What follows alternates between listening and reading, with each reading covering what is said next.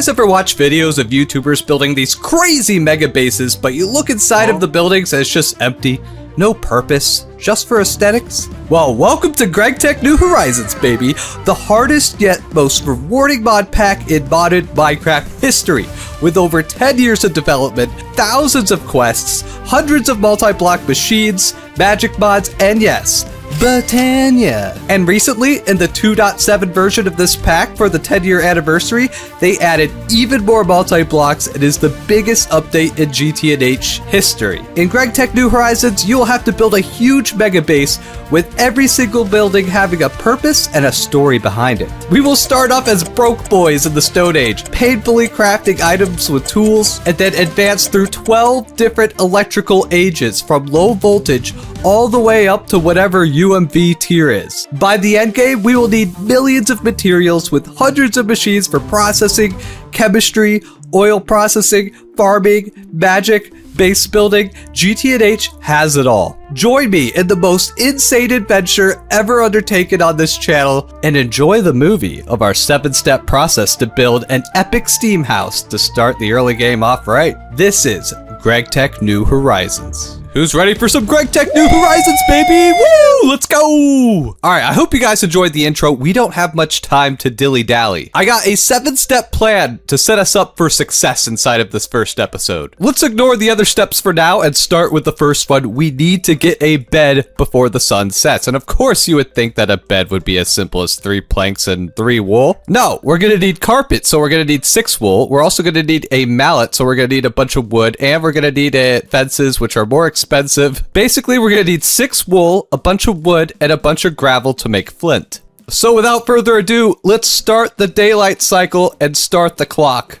Boom! Alright, the clock has started. We gotta find a bed before sundown. Now, the first thing we're gonna do is yeet this quest book out of our inventory because there's a hotkey to turn on the quest book. I know. The first thing it wants us to do is gather 8 dirt. So let's travel out of this desert to somewhere where we can find wood. Is this a bamboo forest? Very interesting. Oh, these are the desert gardens. You can shift right click them to grab some of them. You could also punch some of them to get food. For now, we need to work our way to a biome with higher humidity. Oh, look at all these cows here. If only we had a weapon to slay them. But first we need to get 8 dirt. That is podzol. But doesn't podzol turn into dirt when you break it? It does. See?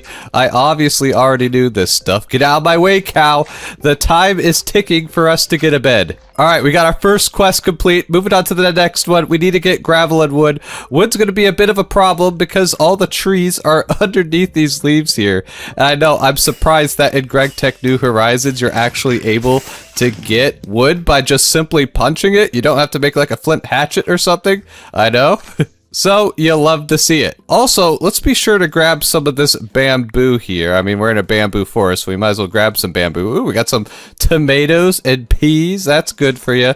Alright, can we find like a real tree? Because punching these stumps kind of sucks, not gonna lie, and it's wasting valuable time as the sun begins to set. Alright, we got our 5 logs. Oh, we need to get the gravel. Now, gravel usually spawns near the water. Yep, we're near the water. Let's punch this gravel. We're gonna need a lot of this stuff. Alright guys, I got 25 gravel. That's good enough for now. Let's submit this quest. Oh man, I'm so nervous. We get to claim this, which gives us a torch, which is great because we do not have the ability to make torches in the early game until we get a coke oven. Alright, next we need 3 flint. You can make flint by simply turning your gravel straight into flint. Boom. Now we got 8 flint. See, we gotta rush through this quest book to get to the bed quest before it becomes night. Alright, the next thing we need to do is to get 2 more logs. Dude, what is the spawn? I mean, look at the map here. We're literally like in the middle of the desert and there's like barely any trees to work with here. Oh boy, I guess beggars can't be choosers. We're getting that GTNH hard spawn. Alright, so first things first, make a crafting table, which of course is made with 2 logs and 2 flint. Can't be as easy as 4 planks.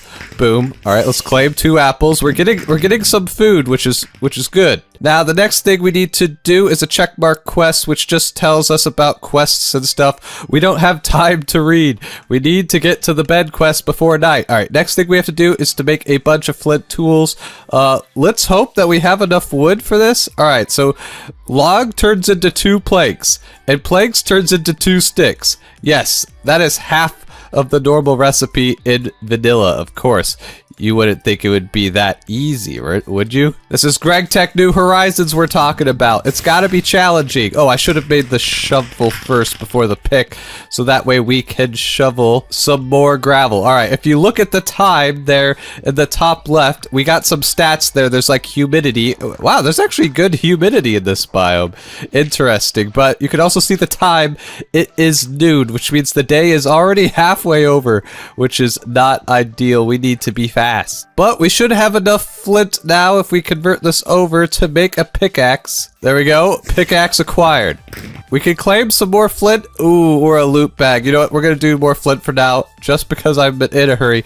Oh, we need the hoe. I made the sword on accident. That's not good, because I'm pretty sure the sword is like the next quest, so let's claim more flint. All right, it did register that sword quest. Thank goodness. Next, we have to make a chest? No, we have to get 64 cobble. How are we supposed to do all this before the night? All right, maybe we should try to get the wool first. But I'm pretty sure there's not going to be sheep in the middle of the desert, so we got to get a move on things. Let's punch these to get some mushrooms. Oh, we got the non-edible mushrooms, of course. I think I'm just going to head west and hope we can find some sheep, which means we're going to have to find a totally new biome because they're not going to be in the desert. Now, while we're running around like a Fruit Loop, I guess I could tell you there is the mod that makes it so you have to eat many different types of foods. I believe it's called the Spice of Life mod, I'm pretty sure. Basically, you can't eat the same food more than 4 times in a row without getting diminishing returns. And I believe every 20 foods, it gets recycled. Oh my gosh, what is this biome? It's called the Flower Field. There is tons of flowers here. Look at all these tulips. All right, we got to be careful about sprinting, though, because we don't have much food. Oh, bing, bang, bong. We just found a village. Oh, and there's a straw man. I'm pretty sure we could turn this into wheat, right? What do you use to mine this? An axe? Can we turn this into wheat? No. What can we even do with it? You have to use an extractor to turn this into wheat. Well, I guess we can harvest it for now and wait till we have a steam extractor. Because this will be useful wheat. Oh, there's a spawner under here. Interesting.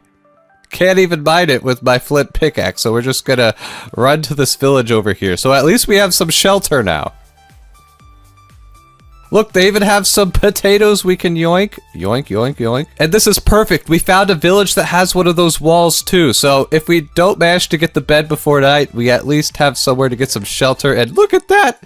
We got some steel pants. Wait, can we put that into the smeltery? No, we can't. We also got a steel sword. Hello, goodbye, flint sword. There's also a bronze tinker's pickaxe? Dude, we just skipped so much progression by getting that. Wow, this loot's pretty good, and there's some bread, copper screws. Won't worry about that yet. You know, looking at the humidity inside of this village, it's 70%. That's not bad. I can work with that. Oh my gosh, there's a lot of villagers in here. Now, do they have, like, wool as part of their houses or something? I will steal their bookshelves. Sorry, boys. And I will also take your sugarcane. Dude, they got a lot of useful stuff here. I am sorry for exploiting you guys. Well, guys, it looks like the sun is starting to set, but, I mean, we're in a village. So, theoretically, we should be safe-ish. I mean, we can grab some of these torches here and just camp out in one of the houses. Now, something about GTNH I'm sure you've noticed is that during nighttime, it is pitch black. Look at that. You can't see anything, which is why having shelter during the night is so important and why I wanted to rush the bed in the first night. But I'm starting to realize that, especially if you're trying to follow the quest book, is like impossible to get bed on first night because you have to move so fast. Like, we have to get a stack of freaking cobblestone. So I guess I'll kind of try to mine downwards inside of this dude's house. Sup, dude? I'm just gonna try to get a stack of cobblestone under your house. I hope you don't mind. And we have 5 whole torches to work with. Now, if you're wondering why it's so hard to get torches, because, you know, usually you just smelt some wood to get some charcoal to make some torches early game. No, you can't use a smeltery. You have to use the coke oven. And, bro, dude, you gotta move. I need to get some cobble. You're just gonna sleep on the floor? Okay. Alright, guys, we found some cobble. Let's go. I still can't believe we just found a Tinker's bronze pickaxe. That is a very lucky, yeah. So, Tinker's construct is in GTNH, and it is the way that we're gonna get our tools early game. Well, once we make the stuffs and things. And you know what's funny? The Tinker's Construct mod and Gregtech, they actually got into a fight many years ago. There's actually a video on Regian's channel, I believe, that kind of goes over the drama. It's pretty funny, so definitely give it a watch if you got some free time. Maybe you can watch it after this vid. Also, I wonder if you, the viewer who is watching, are you watching this video like the day after it comes out? Or are you watching this months later and just like binge watching everything? Let me know in the comments. Alright, we got the quest for a stack of cobblestone. That's good. Next, we're gonna have to make the furnace, which shouldn't be too hard. It's just 3 cobble, 3 flint. And luckily we grabbed that extra flint from the quest, so look, we're making good use of our time during the night. You love to see it. We got our furnace. My inventory's already becoming destroyed. I'm just trying to find a bed, man. Look, we can see the bed quest now. We just need to make a soft mallet, which is easy. We just have to take 6 planks and a stick like so, and we get ourselves a soft mallet.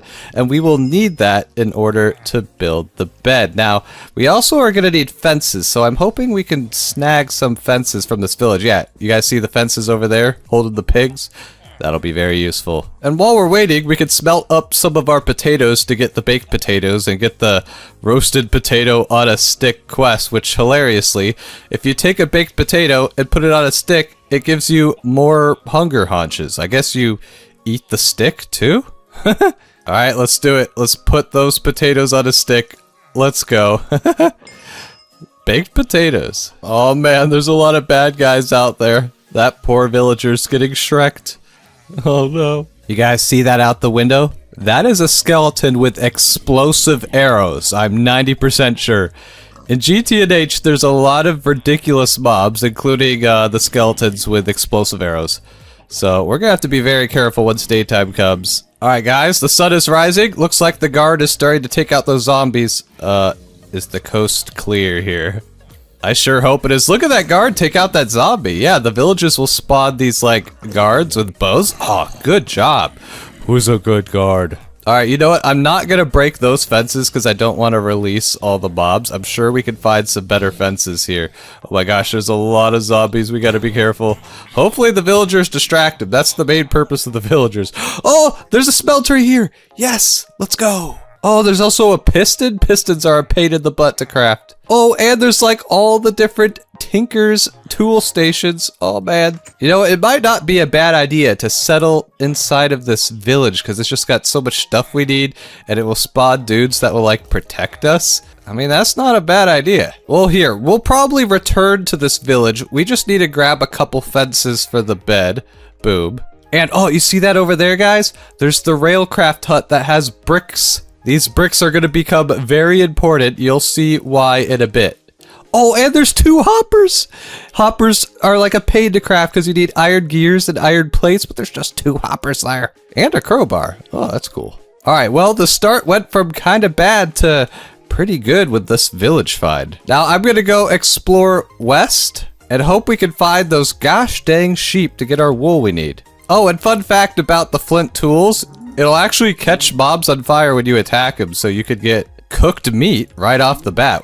Also, there is a chance that the mobs will explode if you don't kill them with a knife. Yeah, like that. So you gotta be careful. But fun fact, explosions will not kill you if you're a block below like this. Although, ain't nobody got time for that. Boom. Hello? Any sheepies? Oh, sheep! Let's go. Ow! You gotta be careful about the explosions. Sheep!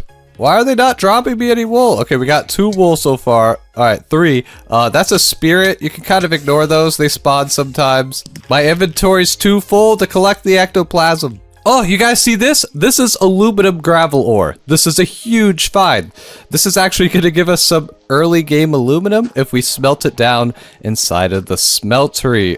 We'll get more into that later. Just know if you guys run into this stuff, yoink it. Look at all the sheep, guys. Oh, I think we did it. I think we're going to get our 6 wool. We can get our bed. And we don't have to worry about nighttime anymore. Let's freaking go. So if we take our 6 wool and turn it into carpet, we should have everything we need to make a bed.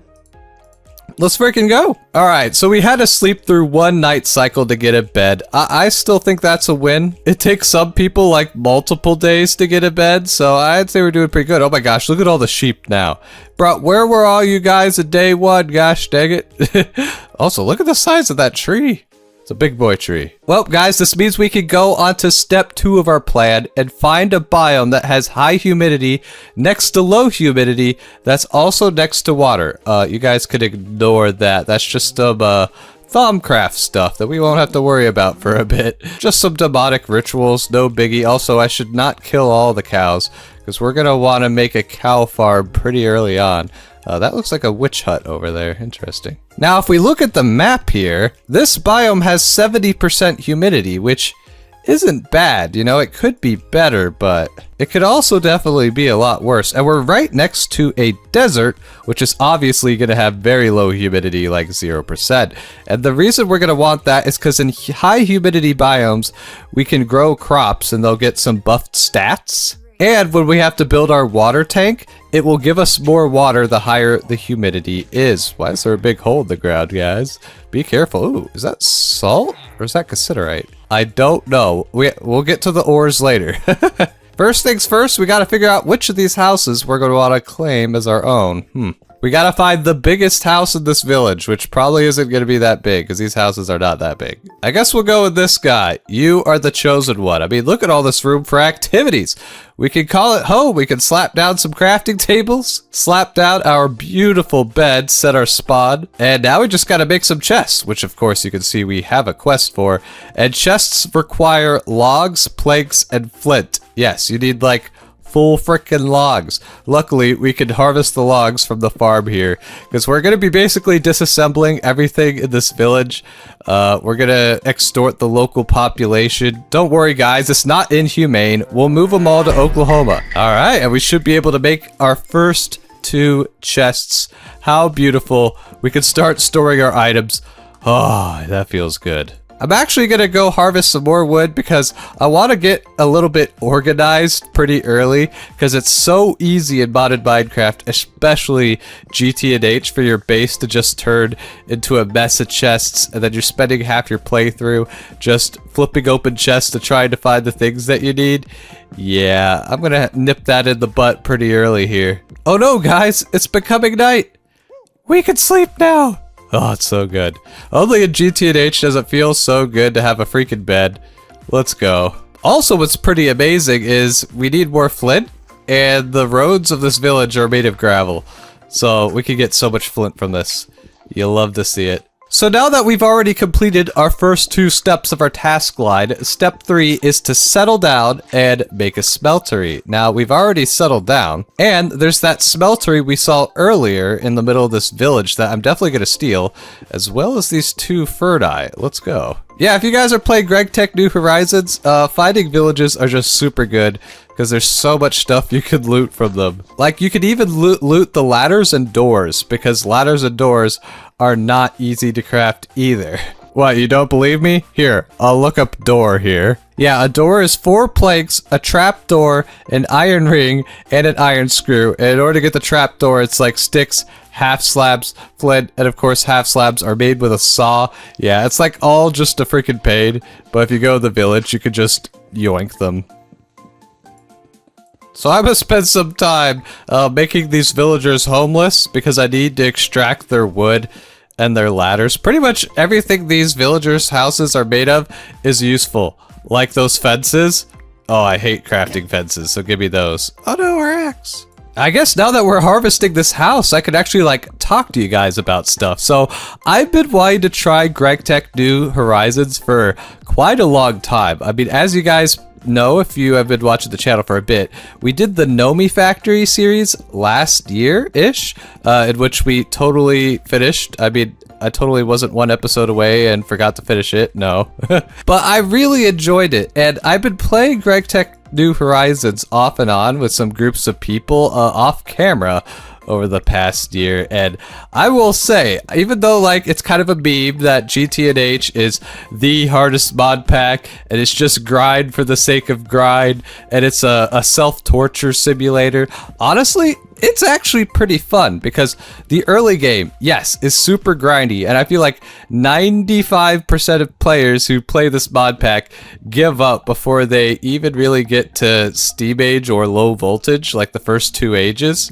But I'm telling you, once you make progression, it does get easier and it becomes so satisfying because everything that used to take like an hour early game now takes seconds. This mod pack is all about delayed gratification. If you don't have patience, then you will have a hard time in this mod pack. But if you just have a little bit of patience, I promise you in GTNH, it will all be worth it. Alright guys, our little starter house is looking great. Look at all the chests we have. We got furnaces, we got chests for coins, blocks, mob drops, food, miscellaneous, some ore stuffs and things. I mean, I'll be honest, I don't think I've ever been this organized this early on into a mod pack, but this is GTNH. I want to start everything off right off the bat if we're going to have a good playthrough. And the thing is, with early game GTNH, I mean, as long as you have the bed, you're pretty much good. You don't have to like worry about mobs or anything. What will happen is a lot of people struggle getting the bed early game and then they end up in a death loop with the super mobs that spawn at night. Now you do have to be careful about blood moons. Those will happen occasionally. And the blood moon is basically, it's a night that you can't sleep through, and mobs will spawn like in ridiculous amounts. I'm sure we will run into that eventually. And as you can see, I can no longer eat the steak. See how I try to eat it? It's like so slow. Well, if you hover over it, it says eaten 4 times in the last 20 foods. So we're gonna have to swap up our diet here. So we're gonna have to figure out our food situation pretty early on. Now, if we go to the quest book here, if we go to the page fishing, farming, cooking, you can see, of course, there is the quest to get the healing axe. And with the healing axe, you basically never have to eat again, but you have to go through a crazy grind where you have to collect all the different gardens. You guys remember how we got the nether gardens? Yeah, we need 8 of each of the gardens. We need like a bunch of tofu and then all these ridiculous meals. Now, I think I'm just not gonna worry about the healing axe for a bit. Let me know in the comment, guys. Should we go for the healing axe this playthrough, or should we just like try to get a good food source? I mean, the healing axe is powerful and everything, but sometimes it's just fun to like make your own food, you know? I mean, farming in Minecraft, fun? What?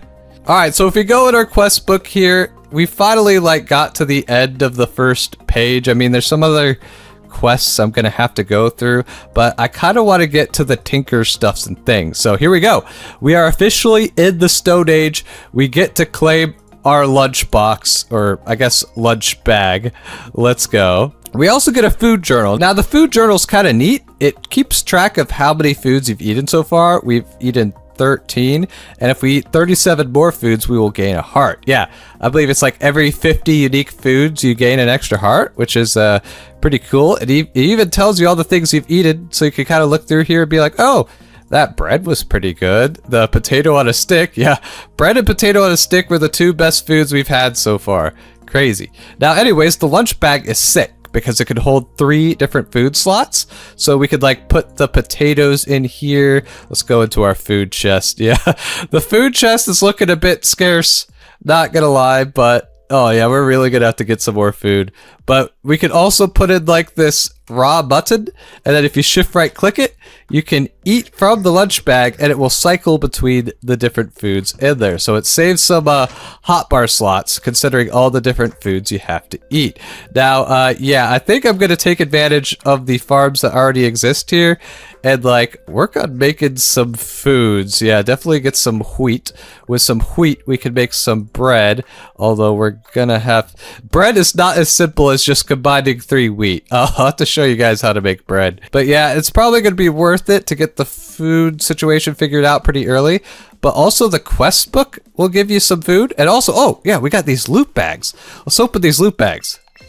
Yeah, you see the early game loot bags usually have food in it. Look, we got vindaloo, delicious, and some asparagus soup. And you're like, how do you make asparagus soup? You're gonna need stuff like butter, asparagus, onion, stock, which is like bone or meat mixed in a pot. So yeah, it's a bit of a process, but you can get them from the quest books, which is very nice. Ooh, you even got 8 slime balls. That's pretty good. That's pretty good. All right, enough distractions. We gotta get back to the quest book. Yep, we already made some stone because I knew that quest was coming. I told you guys, I've done some practice playthroughs of GTNH, so that way I'm not acting like a buffoon in the early game. If you guys are curious, I believe in the intro, I told you guys about the different levels. You can see in the quest book, you go from steam age, low voltage, medium voltage, high voltage, extreme voltage, insane voltage, LEV voltage, blah, blah, blah, blah, blah, all the way up to UMV, I guess. The highest I've ever made it is extreme voltage, so tier 4.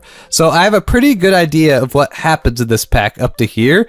And then anything beyond that is, no idea. We'll get to experience that together, but for the first few tiers, I could be like a good boy YouTuber and like kind of tell you the stuffs and things you have to do. All right, so first things first, let's grab our stone. I don't even remember where it was. Yes, in this chest. How much stone did we need? Yep, there we go. I need to make signs in order to put it on these chests to label them, but of course signs are not as simple as just making signs.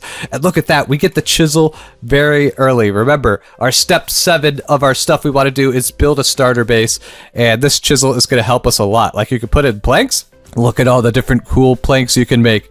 Oh baby. All right, the next thing the quest book wants us to do is make a mortar. And the mortar is very, very useful. Let's go ahead and craft one in our table here. There we go. It's a cute little mortar.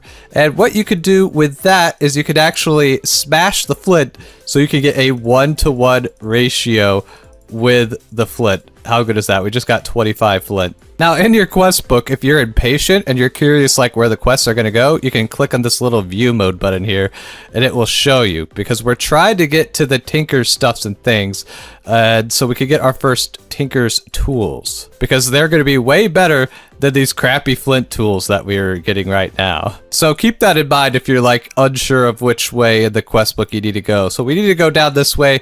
We're going to need a butt ton of clay, and let me just tell you, in the early game of GTNH, you will need a butt ton of clay. Now the question is there any clay around us? I forgot, one of the conditions for settling a base was that we want it to be near water. Now I guess we have like all these many lakes around us, and the lakes can sometimes hold clay. You basically want to find shallow water, and that's where your clay is gonna be. Hello, any clay? Yeah, look, see, there's some clay in here. Not much. We're gonna need way more than this, but I guess it'll be a decent start. You know what? Just outside of our walls here, there's like a bunch of cows just chilling here, so I would be foolish to not make a quick cow farm right here. Now, the easiest way to make a quick and dirty cow farm is to literally just make a hole like that.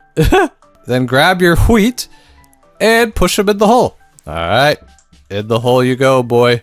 All right, in the hole.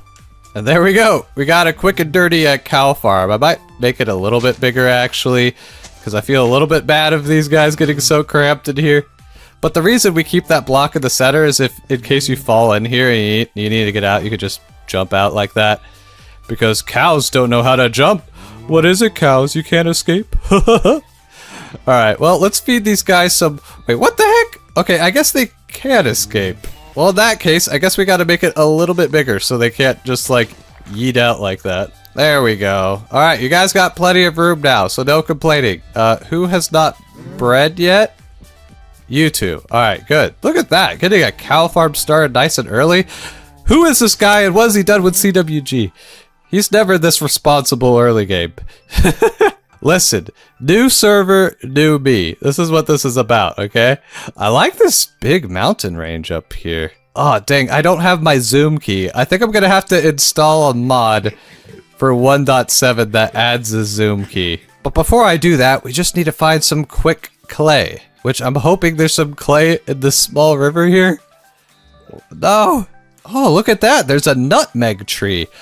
I forget what, but I'm pretty sure you need nutmeg for something. I remember it being kind of important. I think it's used to get the healing axe. You could use it to get Nutella. Are you serious? Pam's Harvest Craft has Nutella. Oh, you gotta love Pam's Harvest Craft. If you're one of those Minecraft players that like cooking and like a whole bunch of different food options, maybe GTNH is for you.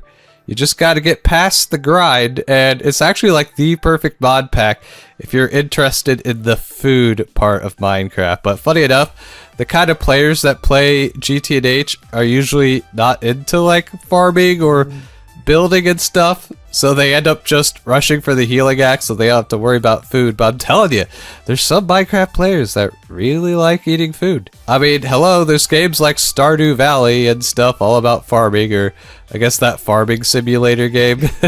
Alright, we finally found some clay, but once again, this is like not enough.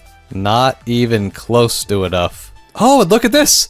There's a roguelike dungeon out here. I'm pretty sure that's what this building is. Yeah, and that means even more bricks. This is huge. I know I haven't even told you guys why we need bricks yet, but we will get to it when we get to it. All I know is that there is a chest at the top of this building. Yep, and it sometimes has some good stuff. Whoa, look at all this. Surplus pantaloons of deflection? I mean, I'll take some free pants. Oh wait, we already have pants. Never mind, we have the steel pants. I will take the cooked fish. Spider eyes. Ooh, jungle saplings. That's huge. Oh, and a paper. Look, we can take jungle sapling paper and get a paper bark sapling, which means infinite paper. That is very convenient. What is this? Statistics? Is this just the stats of what this building is made of? Okay. Interesting. I'll take the torches too. Nice. Oh, another jungle sapling. It's in a flower pot. Can I like take it out? There we go. Oh, and you see that in the sky, guys? That is a slime island. We're going to be able to get slime saplings from there. I don't think I'll go up there straight away, but it will be very useful here in the not too distant future. Ooh, garden. Always yoink those gardens. You can see over here we got some gourd gardens. Yoink, yoink. If you guys are wondering what these gardens do, you can punch them and it just gives you a different type of food depending on what type of garden they are. Like here we got some cantaloupe and some cucumber. Throw that in the lunchbox. And if you actually plant these gardens around your base, they will spread on their own. And these berry bushes are nice because even though they don't give you much food, you can eat them super fast. And there's an apple tree. You can pick some apples here. We're finding all kinds of good stuff out here. Anyway, oh yes, we found some more clay. Thank goodness, yo, this clay is becoming a pain. Oh, is that a silverwood sapling over there that I see? That's going to be important for Thaumcraft. Oh, I haven't even mentioned.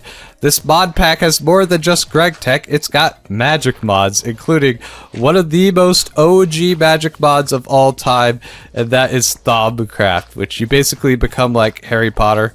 You got to make a wand and a wizard, and you become a wizard and stuff. Now, I have not played with Thaumcraft in like probably 10 years. Is one of the oldest magic mods, because you gotta remember, this mod pack, GTNH, is like, they just celebrated their 10-year anniversary, and they've been updating this pack for 10 years, and as I mentioned in the intro, they've added like a lot of new multi-blocks and other cool stuffs and things that I'm so excited to try. Shout out to Dreammaster, the creator of this mod pack. He's been updating this pack ever since Minecraft 1.7. And yes, this mod pack is technically in 1.7. And at first people may be like, ew, it's in 1.7? Why is it so old? Ooh, this is a rubber tree. That's important. Always grab a rubber tree early game. But you have to remember, in GTNH, they actually backport a lot of the features of more modern Minecraft. Did we really not get a sapling from that? What the heck? But for instance, in the latest GTNH update, 2.7, they actually made it so when you mine ores, you now get the ore chunks instead of the ores, which is a newer vanilla feature. So a lot of the versions of Minecraft past 1.7, the features are actually added to the 1.7 GTNH. Thanks to Dreammaster keeping up on his stuff. What is exploding? There must be an explodey skeleton nearby. You can usually ignore it. It's usually fine. Well, until it's not. Alright, anyways, back to the quest book here. We need to get a clay bucket, but first of all, ooh, do I claim the bacon sandwich? Or the loot bag. We gotta do the loot bag. I know you guys love it when we open loot bags, especially in Vault Hunters, so I imagine you're gonna like the loot bags here as well. We get celery and peanut butter. Alright, dude, I will always take food early game. Oh, we also got some cinnamon sugar donuts. Delicious. All this food is making me hungry. Yeah, so I believe to make a bucket, I don't even have to look at the recipe, but I will anyway. You take your mortar, take your clay, grind it down. Our mortar breaks. We can make new mortars pretty easily. Just grab more flint.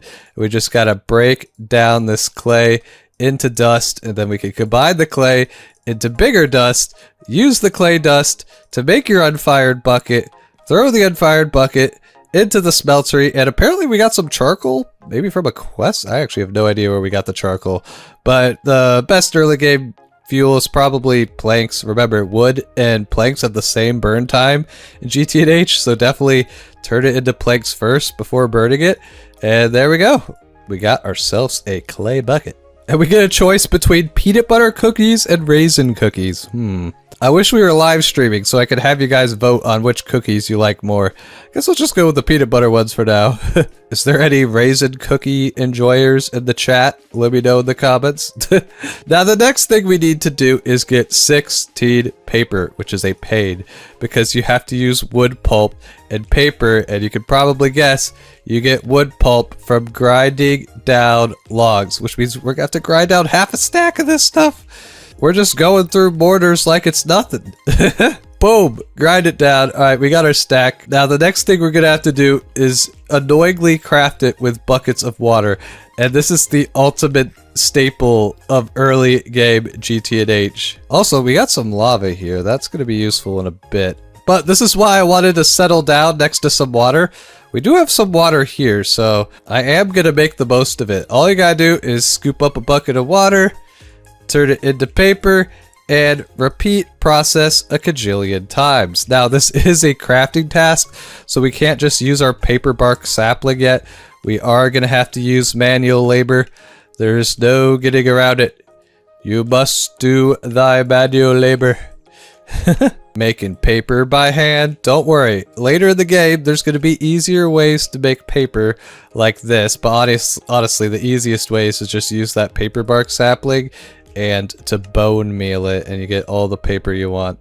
Alright, we got our 16 paper. I think I'm going to leave a crafting table there because that is not going to be the last time we're going to have to manually craft with water buckets. Oh no, no, no. Alright, and that quest gives us a blank pattern, which is one of the Tinker's Construct things that we're gonna need. And yes, we made it to this part where we gotta craft all the different Tinker's things. What's annoying is this is also a crafting task, because you guys remember how we found that house that had all the Tinker stuff in it? We cannot use it because we actually have to craft it using the crafting task. So I'm gonna get to crafting this stuff. Ooh, the only issue is we're gonna need 2 string. Do we have any string? I don't think we have any string. Well, that's unfortunate. Well, I think what we're gonna do here is rip out all these potatoes. In fact, I'm probably gonna like rearrange all this stuff. Maybe I'll set up a farming area over here in the corner. Yeah, I think I'm gonna do that. We're gonna set up a cotton farm so we could get string. Now, how do we get cotton seeds? I don't remember. Let's look it up. We get them from the textile gardens. I don't think we've even ran into one of those yet, have we? We're gonna have to do some exploring. Oh, well, in the search for textile gardens, I found some more rubber trees. Hopefully, yes, we get rubber saplings this time. Thank goodness. We're gonna plant a whole bunch of rubber trees out here. They're gonna be very useful when we get into low voltage and we need to get rubber. Trust me. Do you guys see that? Is that cotton? Do you know how long I've been looking around for this?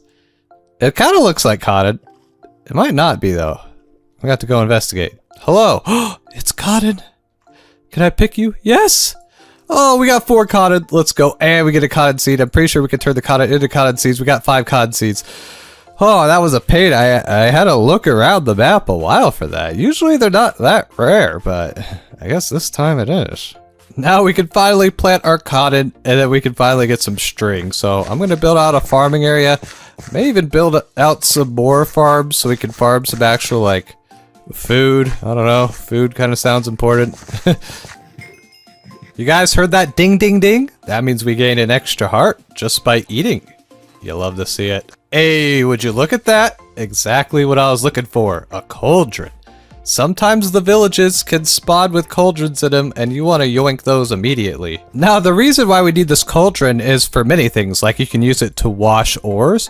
You can also use it in order to wash your flour into dough. So what you could do is you could use your mortar with a wheat and get flour, which is interesting because it turns from Pam's flour to Gregtech flour.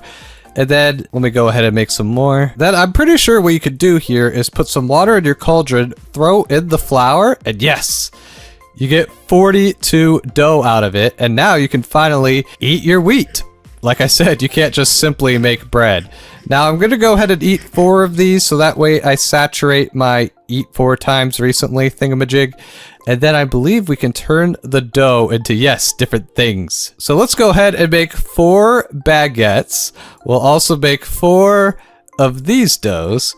And then we can make 4 of these doughs. Yes, there's 4 different, like, flavors of doughs you can make. And then we can throw them into our different ferni here and cook them up. Oh yeah, see, we're doing some cooking now. And now we got ourselves some buns. We got ourselves some bread.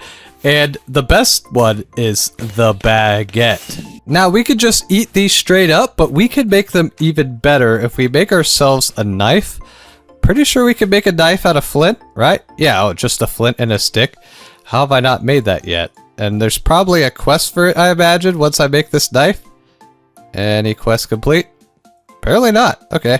So you can use the knife to cut open your baguette into sliced baguettes. Alright, we're getting pretty French here. And then you can combine the baguettes, or the sliced ones, to get another type of baguette. So you guys are seeing all the different types of foods we're able to make with just the wheat, and all of them are different. Well, check this out. We can also make the large steak sandwich, and look at how much food that gives you. 5 hunger and 4 saturation. Yeah, this is a pretty good food that you can make. So there you go, guys. I know it's easy to get overwhelmed to GTNH because you don't know what foods to eat, and like cooked meat only gives you 1 hunger, so it's like really bad. So this is the type of foods that you'll be wanting to make early game. All right, guys, finally, this cotton has grown. As long as we get 2 cotton here. Yes, we got exactly 2 cotton. Let's freaking go. As you can see, I've already made the other Tinker's parts, stuffs, and things, and the only thing we have to do is make 2 string, and then surround the string with logs to get oak barricades. And we should be able to make the part builder. No, we need another blank pattern. Come on now. And boom, there we go. Part builder, that should be quest complete. Throw that down. I even got some of the patterns that we're gonna need from that Tinker's hut over there, and we should be able to claim more blank patterns. Let's go. We also get a materials and you book, or at least you're supposed to. Where'd the book go? Oh, I guess I get no book. That's fine, I guess. Oh wait, there it is. All right, in here it tells you, like, you know, how to do everything in Tinker's, but, you know, real men don't use instructions. Get this out of here. Well, the next quest wants us to make a flint axe head, shovel head, all that stuff and things, so you can make a pickaxe, hatchet, and a shovel. If you guys haven't used Tinker's before, it's like super easy. Just grab your flint here. And let me make the other parts that we're gonna need. But yeah, you simply put your pattern boy right here, and then you put in your flint. You could get a axe head, you can get a shovel head, you could get a pickaxe head, and then for the binding, it's best to just use some wood, at least for the early game. And yeah, that should be all we need. So to make your tool, you simply click the tool you want inside of your tool station, and then you drop in the correct components in the right slot, and then boom, we got a flint pickaxe. We could do the same with the hatchet. Boom. We got a flint hatchet. And finally the shovel. Now, what's nice about Tinker's tools is they will never break. Well, they will break, but you can repair them with flint or whatever you use to make it. So you don't have to worry about making a new tool every time, which is really freaking nice. Oh man, having Tinker's is such a quality of life upgrade. Now we actually don't need this flint pick because we have the bronze one that we found in that chest, which is just a straight upgrade, although we're gonna need bronze to repair that, so we're gonna have to get our hands on some bronze suit. But by completing the quest, we get even more blank patterns, and I'm gonna select the blank patterns so that way we have a whole bunch we can put in our stencil table to make different parts as we need them. Amazing. Now the next thing in our quest book, we're gonna have to work our way to the coke oven so we can actually like make charcoal. So we're gonna need this thing here to make the bricks, which we should be able to do right now if we simply use our knife to cut this. There we go. Quest complete. Next, we're gonna have to gather 2 stacks of sand. Oh boy. Well, I'll go collect some sand and I'll be back. All right, fam, we got the sand that we need, and luckily we're right next to a desert. You can't really see it on the map unless I step outside, because that's how Journey Map works. Yeah, we're right next to this huge desert. I've never actually been next to a desert in GTNH before. It is so nice. Don't have to worry about getting sand. And it's a low humidity biome, so later in the game we'll be able to plant the crops that need low humidity there. Yes, that is a thing. Okay, so we got the sand. We can claim more sand. Oh, let's do the loot bag. You know we like doing loot bags. We get beeswax. Ooh, we get beef jerky. I love beef jerky. In real life, beef jerky is one of my favorite foods of all time. You know, more CWG lore for you. But anyways, the next thing that we have to do is make that coke oven. Now, it's not too hard to make it. You just have to use sand, clay, and that brick formy thing that we made. So let's grab all the clay we have. We need 104 of this stuff. So I have no idea if the math here is going to be correct. I'm just going to go boop. That is not enough. That is definitely not enough. Did it not tell us to make enough sand? That is 87. We need 104. Bruh. The quest book just screwed me over. Well, I guess I'm going to gather more sand, and then I'm going to make the bricks, and then you basically just have to smelt them and then compress them. So I'm going to do all that off camera. And another thing, this world that I'm playing on is actually on a server, so I can have some of my friends join me and keep me company so I don't go insane. Like, if you guys have been watching the channel, of course you know some of the guys I play with, like Stircat, I think said she'd join me in a little bit. But trust me, when it comes to progression and Gregtech and all that, that's going to be all me, because there's no way I can convince my friends to go Gregging with me. They're not Greggers like us, you know? Well, but we gather more sand and I'll be back. All right, guys, finally, we're going to have enough cock oven bricks. And then all we got to do is combine them together inside of your inventory. And boom, we got a cock oven. You love to see it. We even get a large bacon sandwich. In fact, I think we've... Oh, not eaten recently. Is this like a different type of large bacon sandwich? Oh, this uses pork chop. Oh, of course. Bacon comes from pigs, not cows, you Fruit Loop C-dubs. All right, so for our first coke oven here, I think I'm literally just going to build it into the floor because I want it to be next to our ferni. You'll see why in a second. Oh no, our axe broke. Luckily, we can heal it simply by using flint now. Way better than crafting new ones, am I right? And there we go.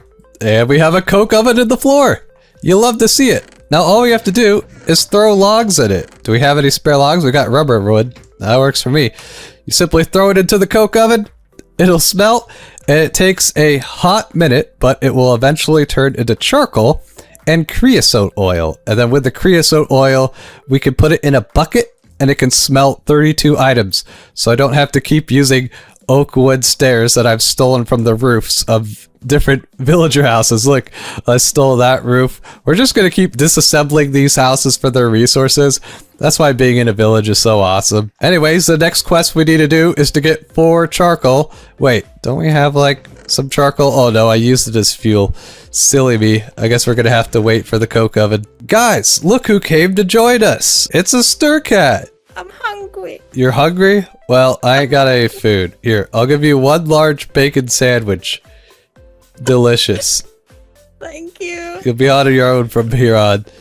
I mean, I'm growing some wheat. So anyways, moving on with the quest book. I think we got 4 charcoal now. Let's go. Charcoal quest should be complete. Oh, you have to actually submit it. Oh, and we get a bucket. Yeah, definitely going to be claiming that bucket. It's a full metal bucket. You can actually use this bucket to hold lava. You cannot use the clay bucket to hold lava. So our next quest here is to submit some cobblestone, I believe. There's a check mark. Tells us that we're ready to mine iron and copper, blah, blah, blah, whatever. So yep, here's the quest to submit the cobblestone. There we go, 4 stacks of cobble. I got it from disassembling the houses, man. These village houses have been super useful. And we're gonna get an iron pickaxe head, and we get to choose if we want a shovel or an axe head. I think I'm gonna go with the axe head. There we go. Now, with these different parts, you can actually swap them out inside of the tool station here. You can see if we repair our hatchet, we can swap it with an iron one, which is gonna have like more durability and a higher mining level. But I'm not going to do that yet, because if it breaks and we don't have iron to repair it, then we're kind of screwed. Also, fun fact, we already have a bronze pick, which bronze is a level above iron, so we don't even really need the iron pickaxe head. Maybe we'll use it to make a pickaxe for Stircat. Look at that, she's planting potatoes.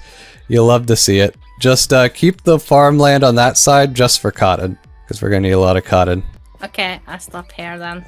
Yeah, in fact, we can pick more cotton, make more seeds, and slowly fill this cotton farm out.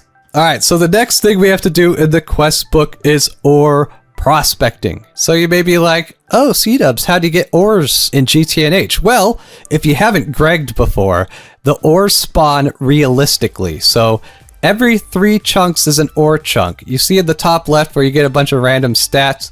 If we keep wandering around here, we should eventually run into a chunk that says that it's an ore chunk. Oh, you see right here, this chunk that I'm standing in is an ore chunk. So all you have to do is mine straight down. Let me quickly repair our shovel. And yeah, you basically mine straight down and we're gonna run into some sort of ore, and it's gonna be like a specific type. And our pickaxe is almost broke, so I hope there's enough durability to make our way down here. Oh, yep, right here.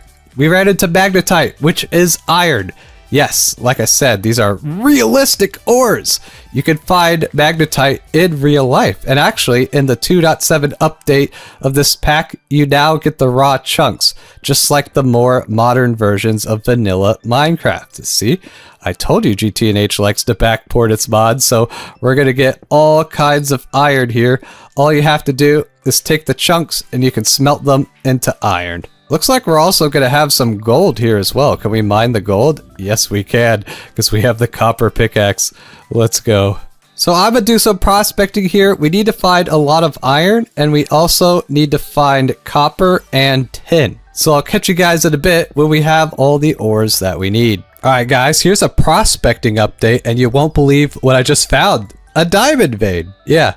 Diamond spawns inside of these graphite veins. I know, very realistic. You can get graphite and diamond, although we cannot mine the diamonds yet because my bronze pickaxe broke and I'm using the iron one that we managed to get from that quest. If we look at the maps here, you can actually see what veins I've discovered so far. I found some salt veins. I found tin already, so that's big. Tin is one of the things we need for bronze. I'm still looking for copper. We somehow managed to find a diamond vein, which is pretty rare, before copper. We're also going to want to find lapis, because we can add lapis to our tools, and that will give us fortune, and that's going to be huge, because fortune works on all the different ore chunks. So, I'm going to keep prospecting. Oh wow, guys, the very next place that I looked, we found a lapis vein, and lapis veins also contain calcite. And that's going to be very important soon, but we'll have to get back to this one. Guys, I finally found it! We found copper! Oh man, that took forever. Now a copper vein will spawn in chalcopyrite and copper ore. And chalcopyrite, I believe, will just, smelt straight into copper, you know. It's got those realistic ore names, and look at all that chalcopyrite. It'll also spawn pyrite, which is actually iron, you know. Let me know in the comments if there's any rock nerds out there and you actually like understand what all these different ore types are. So I'm gonna mine enough of these ores so that way we can complete the copper ore quest, and I'll meet you guys back at the base. Alright guys, so we got the quest for making tin, making copper, and making iron. If you look in the furnace here, we're making iron, we're making copper, and we're making tin. You'll love to see it. Now while we're working on these quests, we're also going to need to make the smeltery. And luckily this village has a smeltery where we can yoink parts of it. One quest has you like make the smeltery by hand, which is a lot of work. It requires you getting a butt ton of sand, gravel, and clay dust, but ain't no we got time for that. There's another quest over here, which is just a simple check mark. And you have to get all these different parts for the smeltery, and luckily, we can just yoink the smeltery inside of this village. Hello there, the smeltery.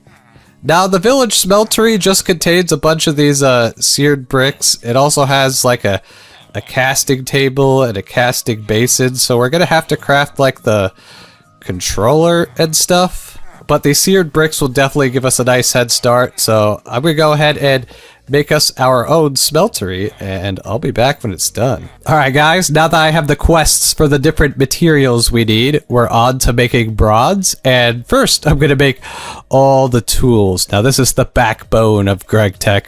All these different freaking tools that we're gonna need to craft different stuffs and things. Let's see if I can do it all by memory. Here's a challenge right here. Alright, so first we need the hammer. I know it's made like this. Let's go. And with the hammer, we can make plates. So let's go ahead and make, like, I don't know, 16 plates. They're super expensive because it costs 2 ingots for 1 plate. Eventually, we will have machines to make it easier, but until then, we got to keep going. Next, file. With the file, we're able to make rods. So let's make like 8 of these, because this is GTNH. You got to batch craft everything. And then I know with the stick thingies, we're going to be able to make screwdriver. Boom. And what's the last one? Oh, it's a saw blade, isn't it? To make the saw blade, I think it's 2 plates, file, hammer. Yep, we get an iron saw blade. Combine that with a stick, and we get the saw. And oh, the last thing we need is a wrench, which I think is just like this. And hammer on top. Boom, wrench, all by memory. Let's freaking go. I'm the GTNH master. That's why master's in my name. Don't you know CWG man's chill while gregging? Huh? Did you know that? Oh, the comments are going to be going wild. The food chest is full again. It's because there's all these stupid tulips in there. Anyways, back to making the smeltery. You will see that we will need these seared bricks. And you may be like, dang, does that mean you're going to have to go down the whole frickin' grout rabbit hole? No, because you can actually place these seared bricks and then use that hammer we just made. Where's the hammer? Oh, by the way, this is called the crafting chest. If you put a chest next to a crafting station, look, all the items are right there in the chest while you're crafting. It's like a ghetto AE system where you just put everything in this chest you need. Why is there flower pots in there? Yeet that out. Where the heck's the hammer? Oh, the hammer's in my inventory. I'm going crazy. Well, you could break down these bricks into the actual bricks to make the bricks. Whoa, so this is going to be this going to help make the smeltery real nice. Stircats underground? I'm just going to ignore that. Smeltery controller, let's go. Alright guys, we got ourselves a smeltery built. How cute is it? It's a very small boy. I kind of ran out of seared bricks, so we only have 1 more left. I might go looking for another village at some point, so we can raid some more bricks, because I hate making those things.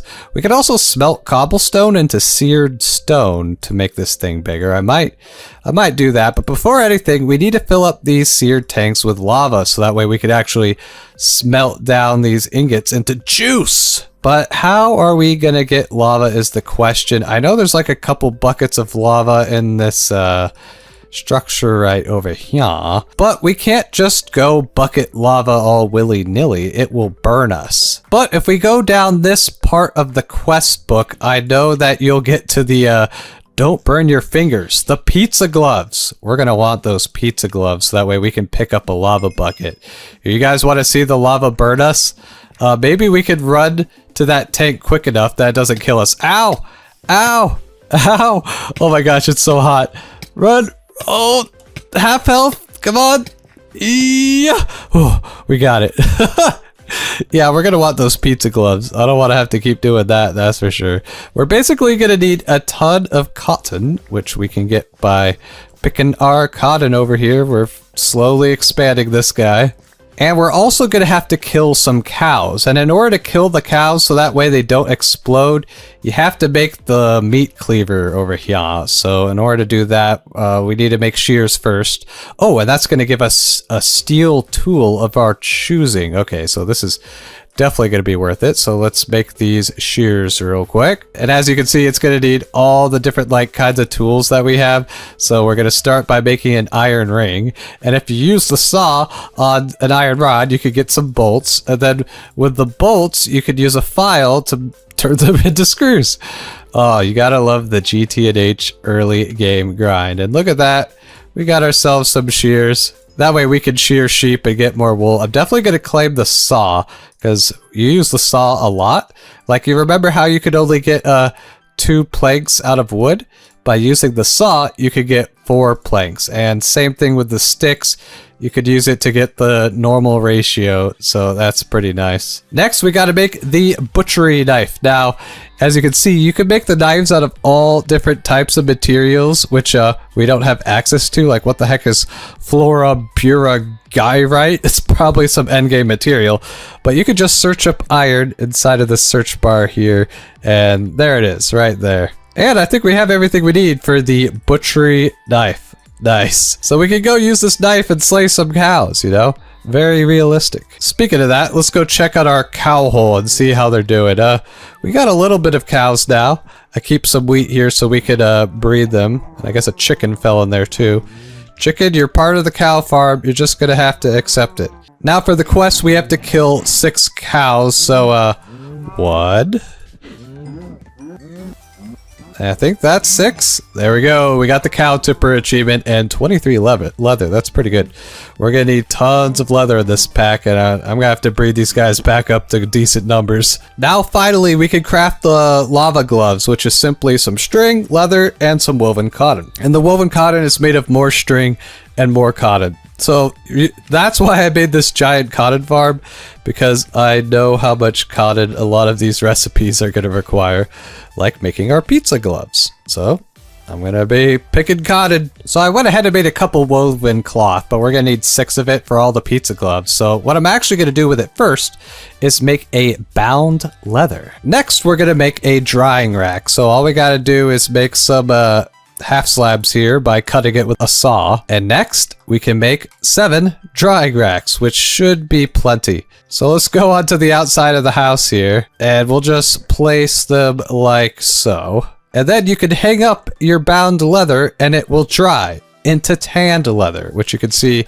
there is a quest to do, which will reward us with woven cloth.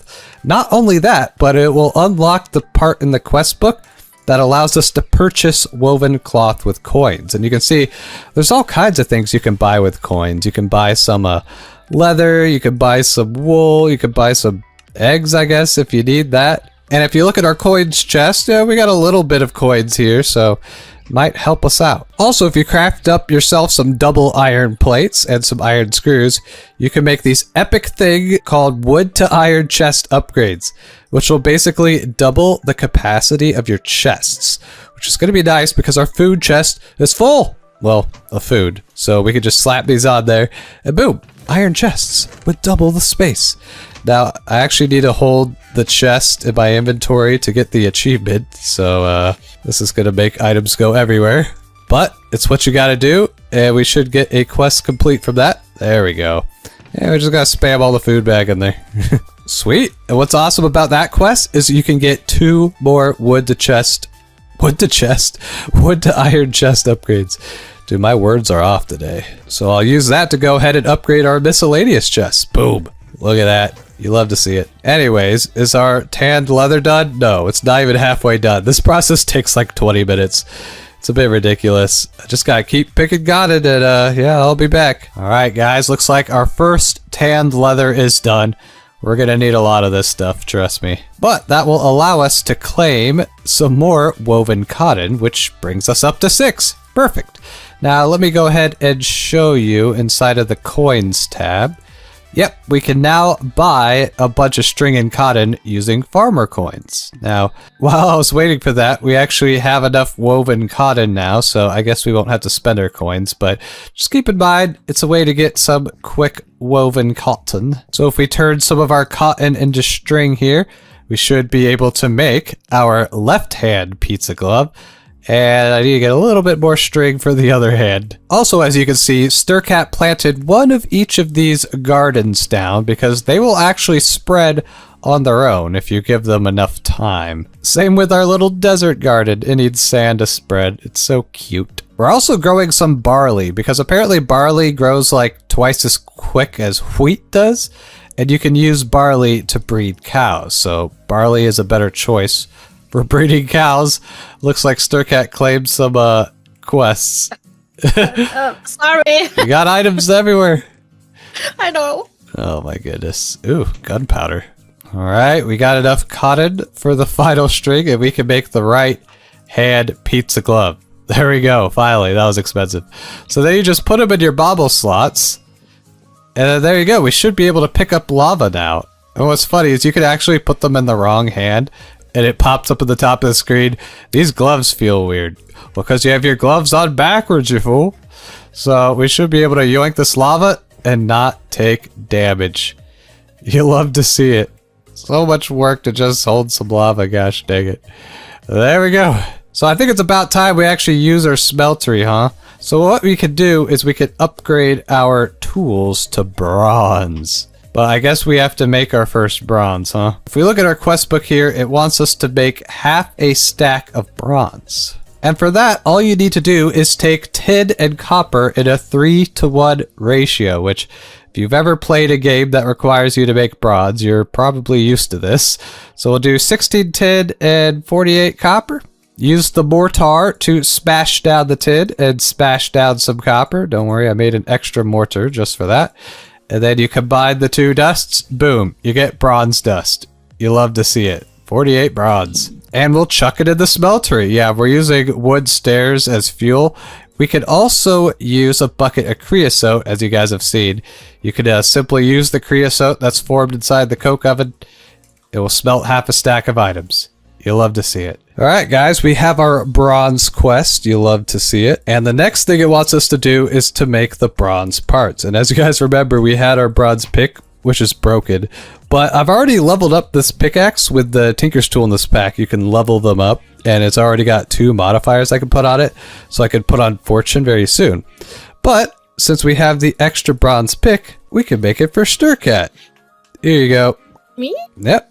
Bronze pick. Now we're going to want to make molds for our smeltery, and this is used by making aluminum brass, which is an alloy of aluminum and copper. And you may be like, Seedups, how do you get aluminum? Well, remember that aluminum gravel ore that we found earlier? Now it comes in use. So let's grab like 12 of this, and then it's a 3-to-1 ratio, so 4 copper, and we're going to go use our smeltery for the first time. But we are going to have to find more lava. That's going to become a problem. Probably find it underground somewhere, maybe next to our diamond mine. You need lava? Yeah. Right outside the wall to the east here. There's lava. Is there a lava lake? Yeah. Oh. Yeah, I see it. Okay. Mm-hmm. Yeah, well, I guess we got some lava that we can grab. Pretty cool. Yeah. Just have to use I my almost fell in it. pizza gloves. So in order to make our molds here, all we got to do is make like a pickaxe head, an axe head, shovel head, and whatever other parts you want to make molds for. I'll do a tool rod and a binding where we can use the stone shard. Cool. So that way we can upgrade all of our tool parts to bronze, which is basically like just a straight upgrade. Also, Sturcat is out there adventuring. She's gonna look for another village to see if we could get some more seared bricks for this guy so we can build it up so it's not just a tiny boy. There we go. We got our molten aluminum brass by alloying copper and aluminum. So we got 12 ingots. So we can go ahead and make some casts here. You'll love to see it. You simply just pour that hot metal onto those stone parts you made. Pretty easy. And in the meantime, I'm going to smelt up some of our bronze here so we can pour out new parts. All right, our bronze is melted up. All we got to do is pour it into the casts. Pretty simple. We're going to need 1 of these. We're going to need 3 of these. An axe head. And finally, a pickaxe head. There we go. Quest complete. Making better tools. So all we got to do now is repair our Tinker's tools. And you can swap the bronze parts simply by placing them in the tool station. Well, you got to put in the right parts. So now we're up to bronze level. You see how this has 285 durability? If we put in a bronze handle, that goes up to 356. So yeah, you just kind of want to just turn everything to bronze. It'll give everything more durability and a faster mining speed. And I don't know, there's something satisfying about Tinker's Tools progression. Look at that. We got cute little bronze tools. And now, guys, we have finally made it to You Shall Proceed, the quest in which we have to make the small coal boiler and officially enter the steam age. Now, the quest book wants you to like make these unfired clay bricks to make bricks, but like I mentioned before, that's why these brick structures are gonna be so useful. We just need to go find where that brick house is again. I kind of forget. It's somewhere over here. Hey, here we go. It's a brick house.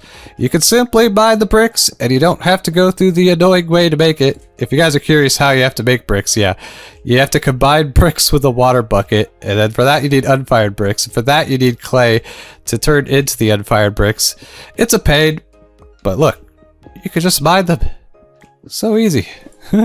Alright, so we have everything we need for the small coal boiler, except for the iron furnace. We're going to need a lot of iron plates to upgrade a furnace to an iron furnace. And as you can see, the furnaces do make pollution, but don't worry, we're playing with pollution off, because who likes playing with pollution? That's just silly. So I'm going to mine some iron. Actually, I'm probably going to mine the lapis vein first, so that way we can upgrade our pickaxe to Fortune 3, which I'll show you how that works in a bit. Then I'll go mine the iron. And actually, before we go mining, I'm going to go ahead and make a digger's backpack. Boom. And I'm going to make a miner's backpack, which are two backpacks from the forestry mod. And they'll just hold, the digger's backpack holds like cobblestone and stuff, and the miners will hold different ores that you mine. So it's going to help with inventory space a lot. And it'll automatically like pick it up and put it in there. So it's pretty cool. Also, we got a horse now. Check it out. Traveling by horse is like freaking goated in GTNH because you don't consume food when you're traveling on a horse, and it's like way faster. Could I jump over this fence? Oh yeah. Look how fast this guy is. Woo! And with the horse, Sturcat managed to find more seared bricks. Look at that. We actually got a smeltery that's pretty big now. You'll love to see it. Alright, I'll put the horse back. Whoa! It's on the roof. There we go. Wait, It's a jumper? How do I get out of here? Alright, I guess we gotta make a fence gate at some point. Alright, I'm gonna go mine that lapis vein and then some iron and do a bunch of mining, and I'll be back. Alright guys, I'm back from my mining trip. I got a whole bunch of iron and some malachite. Now I did get some lapis, but you can smelt the lapis to get 1 to 3, which is okay. But you can actually hammer it to get even more than that. So I think we're gonna just go into the steam age and rush the steam hammer so we can get more out of our lapis. So I'm gonna smelt down some of our iron here and I'll be right back. Alright guys, we should have everything we need now. Let's start by making the iron furnace. And then boom! Small coal boiler. We can make our first steam. You shall proceed. What do we get as a reward? Ooh, do I take the small bronze pipes? Yeah, I'll take the pipes. We also get hollow glasses, which are super cool, because you can put that into your bauble slot, and you can actually look into the chests. How cool is that? And if you search something like, I don't know, wheat, and then double click, you can look into the chest and see, oh, there's wheat in this chest, and this chest. Pretty useful. So now that we've opened up our Steam page, the first thing it wants us to do is make a steam alloy smelter, which we will be able to use to make bronze. Also, Sturcat's disassembling the house so she can expand it, which is pretty nice. We're gonna have more room in here. Could probably set up the steam machines over there as well. And there we go. We got ourselves a steam alloy smelter. That was quick. All right, Sturcat, I'm going to set up the steam machines on the wall here, I guess. Wait, need floor. Need floor first. Okay. And in order to get steam, we're gonna need water. So there's a quest in the multi-block section called the Water Dilemma. And we're gonna want to make one of these Railcraft multi-block water tanks. So we're gonna need 52 iron rods. So that's a ton of iron. We're also gonna need 26 sticky resin, which we get from those rubber trees. Crap, I should have planted the rubber trees. We got 4 rubber saplings here. I'm gonna go plant them outside the base, and we're gonna have to get a lot of rubber. Also, another way to get rubber is by using coins. By using 50 explorer coins, you can get a stack of sticky resin. So I'm just gonna do that for now. That way I don't have to worry about the trees yet. So we're gonna need 52 iron rods. That's gonna hurt. Oh, you always need so much iron in GTNH. You really do. Well, we should have everything we need now to make 26 water tank sidings. Let's go. Oh, and the quest also wants us to make a tree tap. This is how you get rubber from the rubber trees. You make a tree tap, and then you tap the tree. I'm sure you guys have seen that at some point, so I'm just gonna craft it real quick. There we go. We got a couple tree taps. You love to see it? Quest complete. So now all we have to do is set this guy up to get some water. I think I'm gonna set it up right outside the house, and then pipe the water into the house. That would make big brain sense. So it's a simple multi-block. It's just a 3x3 with a hollow hole in the middle, like so. And because we have 70% humidity, you can see in the tooltip we have a biome humidity rate of 7. So look at that. It's magically making water. You'll love to see it. Now we just gotta pipe the water in. Simply attach a wooden pipe to it, and the water will automatically come out.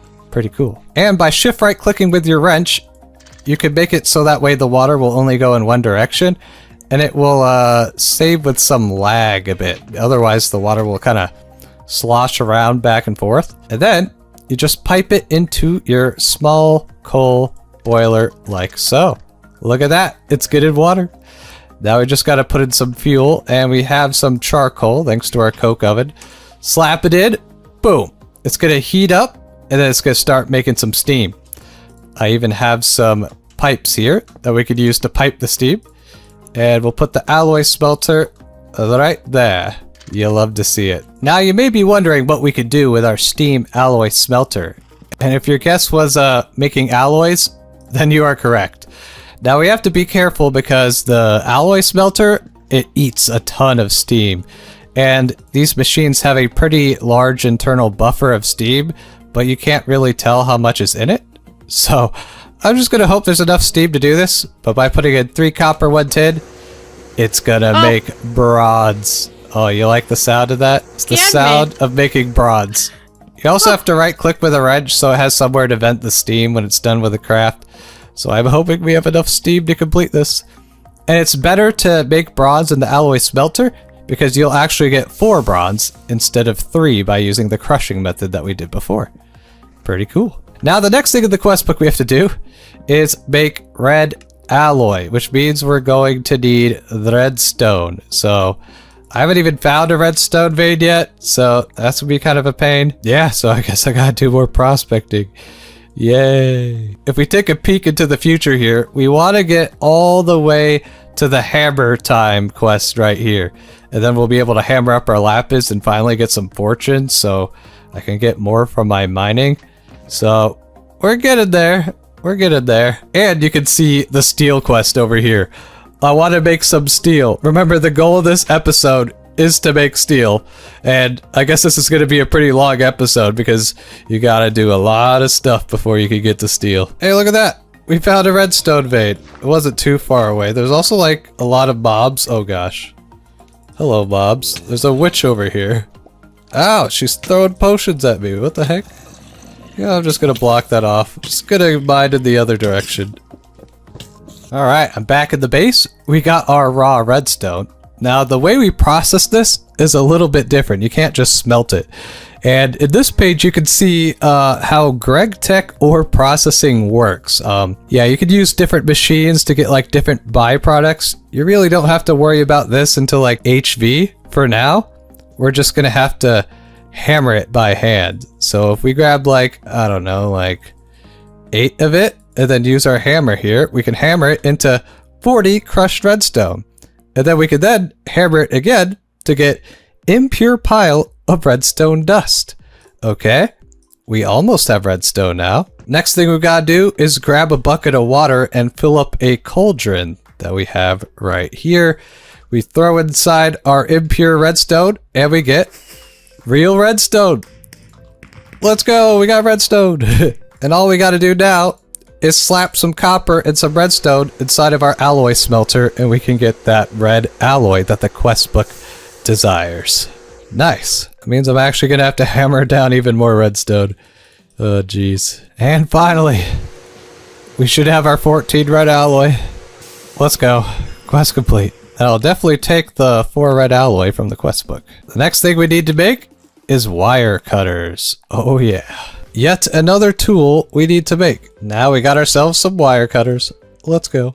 Now the next quest is to craft a piston, and this is an absolute pain because you need to make carpenter blocks, which are a bunch of like wood and wood screws, or you could use iron screws. It's probably better.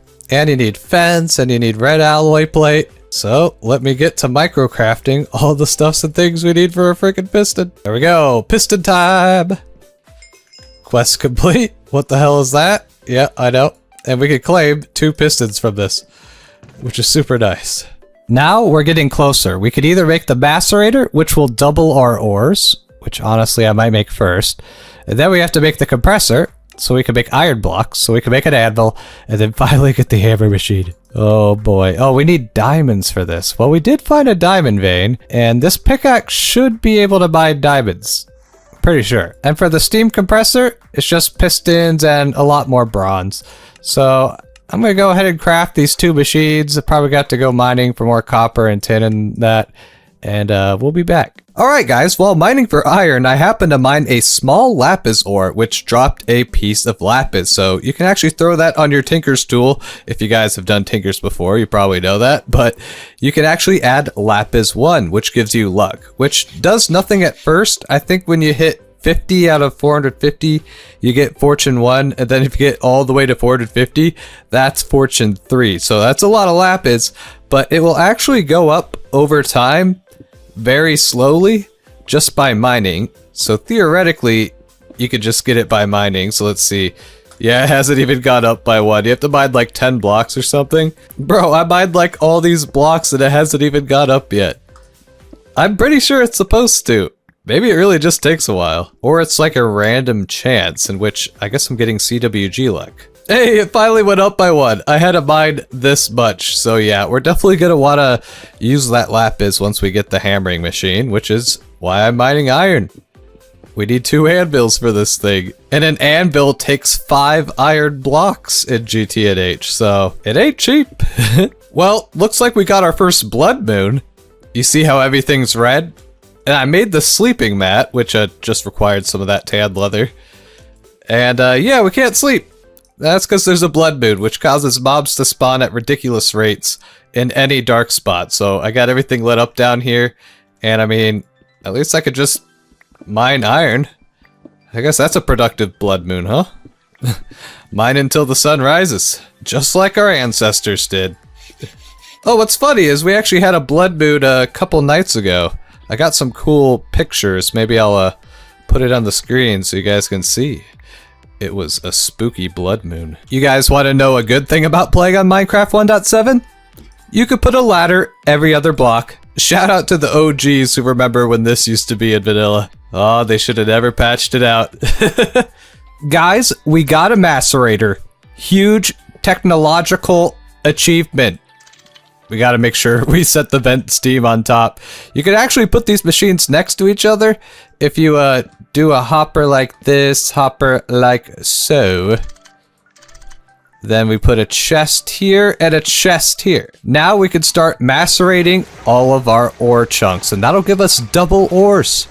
We've reached ore doubling, so we can grab all the different ore chunks that we want to duplicate, especially aluminum gravel, because you can actually macerate this down to get 2 ore chunks. And then after you crush it and wash it, you'll get the aluminum dust that you can then melt in the smeltery. And we'll need to do that later. But one thing is for certain, it is very slow. It takes like, what, 40 seconds per ore? So it's one of those things you want to have running in the background, but we'll be able to upgrade it later. And fun fact, most of the ores you can actually just smelt directly in chunk form, except for iron chunks and iron chunks I think you have to crush again, but the rest of them you could just smelt 1-to-1, which is pretty cool. Alright guys, thanks to our steam compressor, we can finally make the 2 anvils. Yes, you have to use a compressor to get iron blocks, because Steve can't just craft iron blocks with his own hands. He's not strong enough. So let's go ahead and get our second anvil, and that should get this achievement. Let's go. And that gives us a block of iron and a piston. That's pretty good. And then finally, we can get to the hammer quest that we've been trying to do forever. That's just a butt ton more bronze. Well, time to get a butt ton more bronze. And here we go, guys. We can finally make the forge hammer. Boom! Now, not only will this guy be able to get us lapis, it'll also be able to get us plates in a 3-to-2 ratio, so it saves us an ingot for every 2 plates we make, which definitely adds up. And then once we get into electricity, it will be able to do a 1-to-1 ratio. So that's kind of why you want to get to low voltage as quickly as possible, so that way you're not wasting resources when you could be using 1-to-1. I mean, GTNH is full of that. At first, things start off expensive, but as you advance through the ages, they become cheaper and cheaper, and that's what makes this mod pack so satisfying.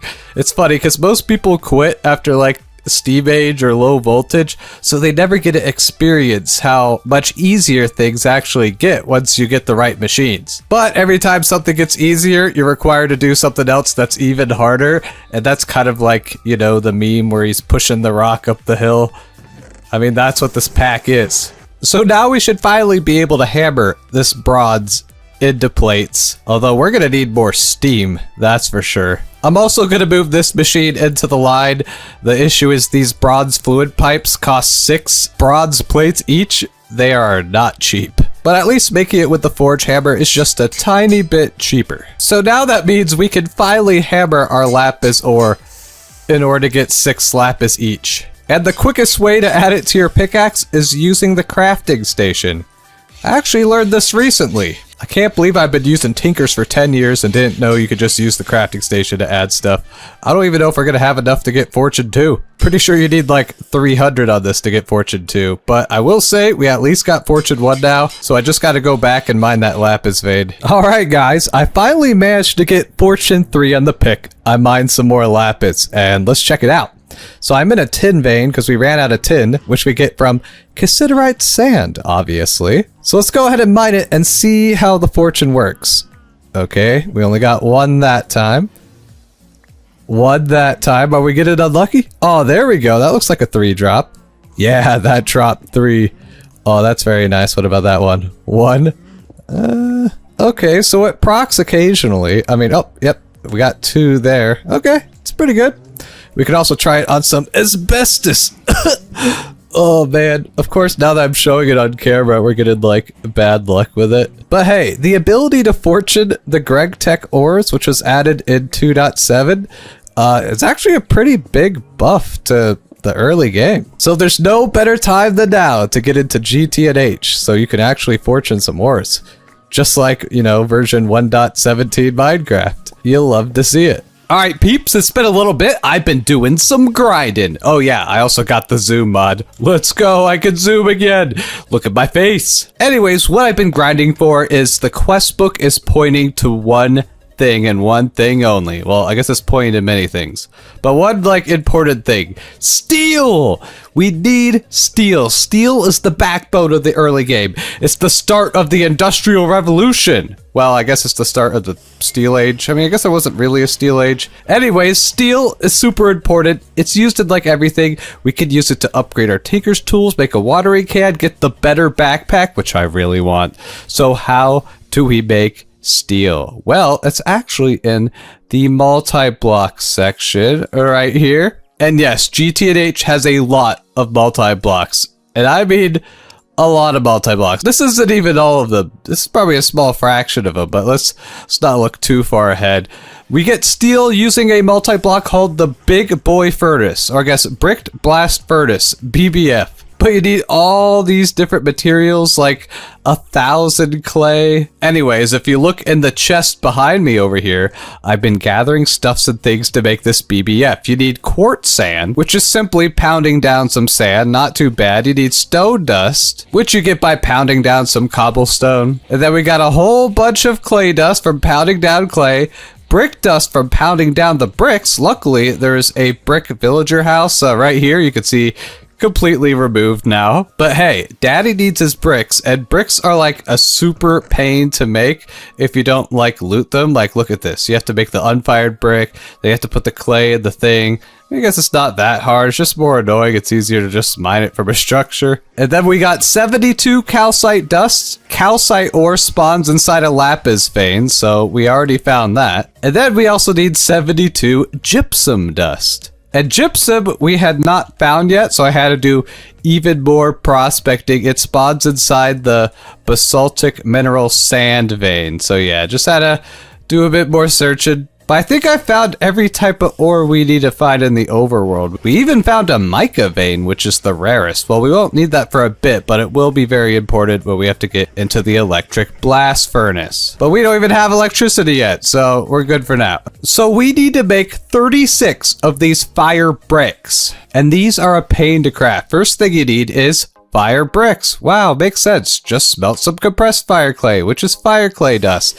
And you get that by combining clay dust and brick dust. So let's grab our clay and brick dust here and do some combining. And boom, look at all that fire clay. And then the next thing you have to do is put it inside the steam compressor, and it will slowly compress it into fire clay. You'll love to see it. I need to add some more hoppers to these machines, dang it. Also, did I mention I expanded our steam production a bit? We have the coal boiler back here. We got a railcraft boiler right here. Both of these consume coal. Then just outside the base, through a little bit of pipe spaghetti, I set up a simple solar boiler. This requires silver, and it simply just makes steam using the power of the sun, which is very, very nice. But getting silver is very hard right now. We can only find it in small ore veins until we go to the Twilight Forest. Yeah, we're going back to the Twilight, guys. All the mods 10 is back. Also, as you can see, I already have 16 fire brick because I got it from a quest reward, so that'll help us out a bit. So now that we got ourselves some fire brick, the next thing that we need to make is buckets of concrete, which is the stone dust, quartz sand, calcite dust, clay dust, water bucket for every single bucket. Now, this is an absolute pain to craft by hand, which is why we're gonna make the work table from forestry. Yep, already got the stuff I need. I know, I'm so prepared. Such a good YouTuber. In fact, I guess some people didn't know this, but you could actually use a wrench to break a bookshelf. That way you don't have to worry about using paper to like recreate it, because that's also a pain. So let's grab ourselves a work table from the forestry mod, and we're gonna need some buckets. Ooh, there's an achievement for that. Alright, so check this out. We'll put down the forestry work table next to the water tank. Now, don't worry about the way things look right now. We're going to be making the steam house soon. Yes, a big house for all our steam stuffs and things. But first, I really want to get steel, so it's going to have to take a priority. So this work table has a little bit of an internal inventory, which is kind of neat. I believe you could also have it search player inventory. Oh, you can have it search all inventories. Okay, this is going to be really cool. So first things first, we're going to set a recipe for bucket of concrete and check it out. Now I can simply pull out a bucket of concrete. It just pulls out the items from my inventory. It's like a super ghetto ME system, but it just uses your inventory in a small internal buffer. Then you can right click to save the recipe like so. And the best part is, you could just spam click a bunch of water buckets, make sure you keep one empty bucket, and then you can shift click, boom! Look at all the freaking buckets of concrete we just made. That would have taken forever to do by hand. So the next thing we could do is set the fire brick recipe itself, and then boom! We can pull out some fire bricks. We're just gonna have to wait on our fire bricks to compress and smelt, and I'll be back in a second when we're ready to make this thing. Oh, it's becoming dark. I've been trying to put torches around here so mobs don't spawn, but torches are kind of still a pain to make. I mean, what isn't a pain to make in GTNH early game? Also, it's an important thing to remember that this is an older version of Minecraft, so you can't simply put chests next to each other without them combining like that. But what you could do, if you're an OG Minecrafter, you would know you could make trap chests and put them next to each other. And you could use the chisel to get some trap chests so they don't combine. And you could also get presents? Do presents combine with nearby chests? Oh no! Well, I guess you could also have different colored presents next to each other so they don't combine. That's actually pretty funny. I guess we're using present chests for our automation lines. That's awesome. Alright guys, I finally got the last 3 fire bricks. Let's go. Now we just have to make the BBF controller. And I already made the furnaces. Wait, wrong page. And I already made the iron furnace that we need for it. Let's go. Bricked, blast, furnace. It's time to make some steel. Time to get some steel, I guess. I think I'll set it up over here for now, along the gravel path with all these stupid tulips that are clogging my inventory every time I need to build something. I mean, they are very pretty, but gosh dang, why is there so many of them? But I mean, the multi-block's like really simple to make. It's just a 3x4x3 furnace of doom. What's cool is once it's running, it actually spawns a lava source in the middle of it, and it will start smoking. This thing is pretty epic. All right, did it form? It formed! It's ready! So now you may be like, how do you use this guy to get steel? Well, there's 388 recipes. Just kidding, that's every possible blast furnace recipe. There's only 43 different ways to make steel. It's basically using a combination of iron and either cactus coke, coal coke, sugar coke. Yeah, there's like different types of coke you can make in order to use this thing. You can also use charcoal, but there's also different recipes that do like 10 at a time. And my favorite recipe is the one that uses 10 iron, 2 coal coke blocks to make 10 steel. And it takes 2,400 seconds, which I believe is 40 minutes, which is insane. Now, I went mining for a bunch of coal so we could make a bunch of this coal coke, because otherwise you'd have to use charcoal, and that requires 4 blocks of charcoal, which takes 1 hour for the recipe. I kid you not. An entire hour. So I've been coking up some coal inside of the 2 floor coke ovens. I'm gonna grab some more coal coke that I've been smelting. See, I've been planning ahead. We got almost 2 stacks of the stuff. Now we just have to use the compressor to turn them into blocks. Also, we need to grab ourselves some iron. Oh my gosh, we're like out of iron. We're like out of bronze. We're out of everything. We're just so broke. This is bad. We need to get this mining hammer ASAP. And the moment you've been waiting for. By using 10 iron and 2 blocks of coal coke, that is a total fuel burn time of 32,000 ticks.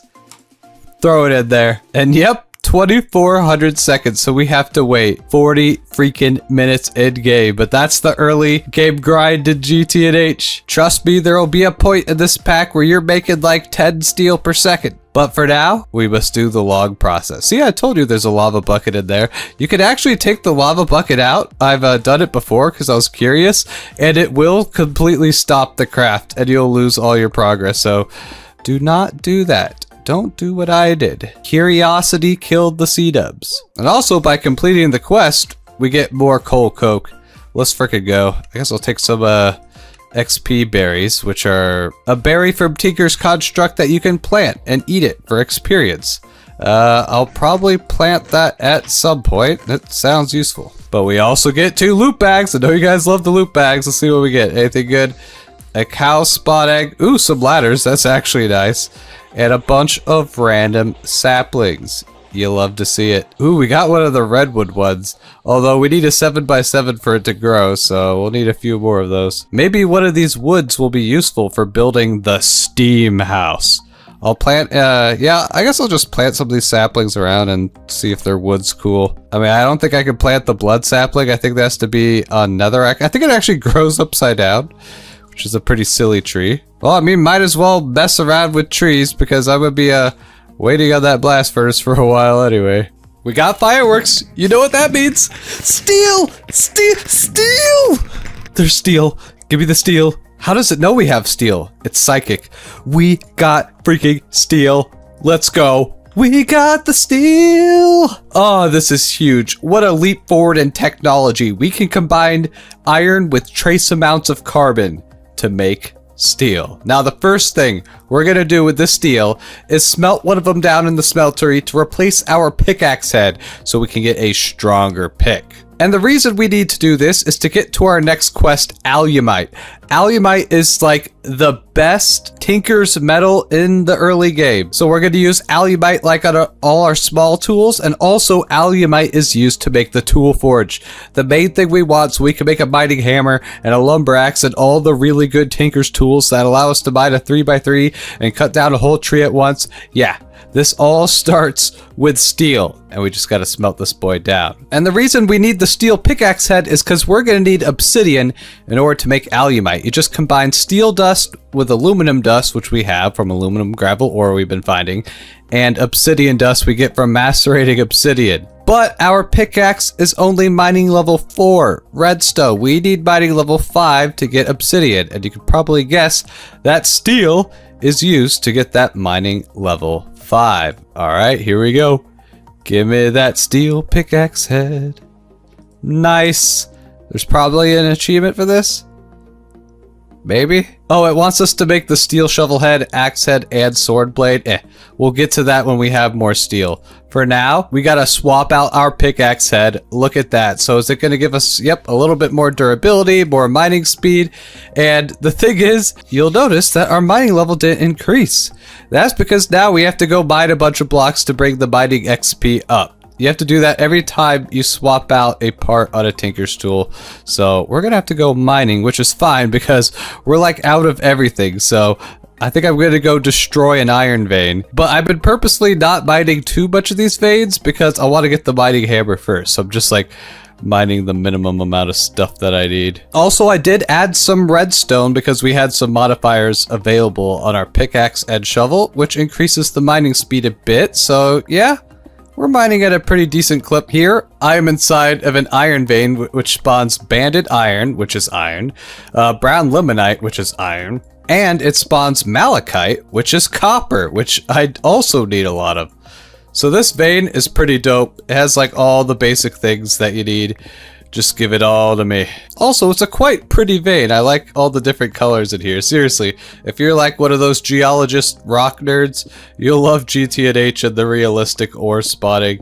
I think it's pretty cool. Also, I will say mining in GTNH is a lot more fun than vanilla, because in vanilla you just like, you mine down to a certain Y level and then you just go in a straight line and branch mine until you hit like diamonds or whatever, which is kind of boring. I think it's way more fun to go every 3 chunks, dig down, and see what kind of vein you run into. And then you could just go into the vein and get a metric butt ton of that material. I mean, I think it's more realistic that way, and it's more enjoyable to just mine ore after ore of what you need. You know, it's maximum dopamine. Like, oh, look at all that iron. We're getting iron everywhere because I accidentally locked my backpack. All right, let's throw all that in there. And my pickaxe is at 47%, so I got a bit more mining to do. Hey, pickaxe levels up. Let's go. We're at obsidian mining level. Let's get out of this iron hole. I mean, look at all the iron we got. That's like 1, 2, 3, 4, 5, 6 stacks. That could be doubled in the macerator. So this is going to be like 12 stacks of iron and a stack of copper. Yo, that's pretty good. Oh, it's nighttime. That's big scary. Luckily, I made my sleeping bag. I can sleep with my iron. Nice. Oh, also, I made this bronze rapier. There's a quest to make it. It's a weapon. It does a low amount of damage, only 2 hearts of damage, but you can attack really quick with it, and it pierces all armor, so it might be useful in some scenarios. Also, if you right-click, it'll like skirt you back. Skirt, skirt, skirt. And I don't know. I never actually used a rapier before from Tinkers, so I figured, why not? Let's try something new. Something exploded. I don't like that. Now, luckily, I know of some lava next to our village here. There's a lava lake right over here. I just gotta be careful not to fall into it. Ah, here it is, the lava lake. All right, let's see if we can clear out some space here to work with. Jumping in. Hopefully there's no creepers around or I am screwed. All right, now this is not how you make a cobblestone generator. That's how you make obsidian. Yeah, don't use that to mess up your skyblock world. But yeah, I'm gonna harvest some obsidian, and hopefully we can finally make some alumite. We are making progressive stuffs and things. And with that, we got everything to make alumite. Let's freaking go. Although I don't think we get the quest until, yeah, we just have to smelt it. Easy peasy. Let's grab our alumite. Let's go. What do we get for the quest? First of all, we get a loot bag from our steel quest. And, ooh, 8 more steel. Heck yeah. Free steel. Now, there's also a thaumium tool rod, which is apparently like one of the best tool rods because it also gives you a free modifier, but I mean, just give me the free steel. I don't want to worry about thaumium yet. I'm not a wizard, Harry. But we should also do the flint and steel quest because this will give us 16 obsidian. It's just going to cost us a decent amount of the steel that we have, but it will be worth it. And there we go. With a small steel gear, a small steel spring, and some flint, you get flint and steel. We'll set up the nether portal in a bit, but for now, give me that 16 obsidian. Delicious. It even gives us a bow and arrow. How kind. And it gives us a ball of moss, which adds auto repair to a tool. I think I have something in mind that I'm going to use that for, so we'll save it for now. Fine, I'll pop the loot bag. We just got more arrows. Wow. Anyways, it's time to get our delicious tool forge. First, we gotta smelt down all of our alumite inside of our smeltery. Then we pour out the alumite into large plates. Delicious. And now it's finally time. The tool forge. Oh, it was so expensive, but we finally got it. And now that I've made the tool forge, I'll let you know on a little secret. There's actually a way to skip the whole like steel progression and just get the tool forge immediately. You can actually find steel inside of different loot chests around the world, I think in like dungeons.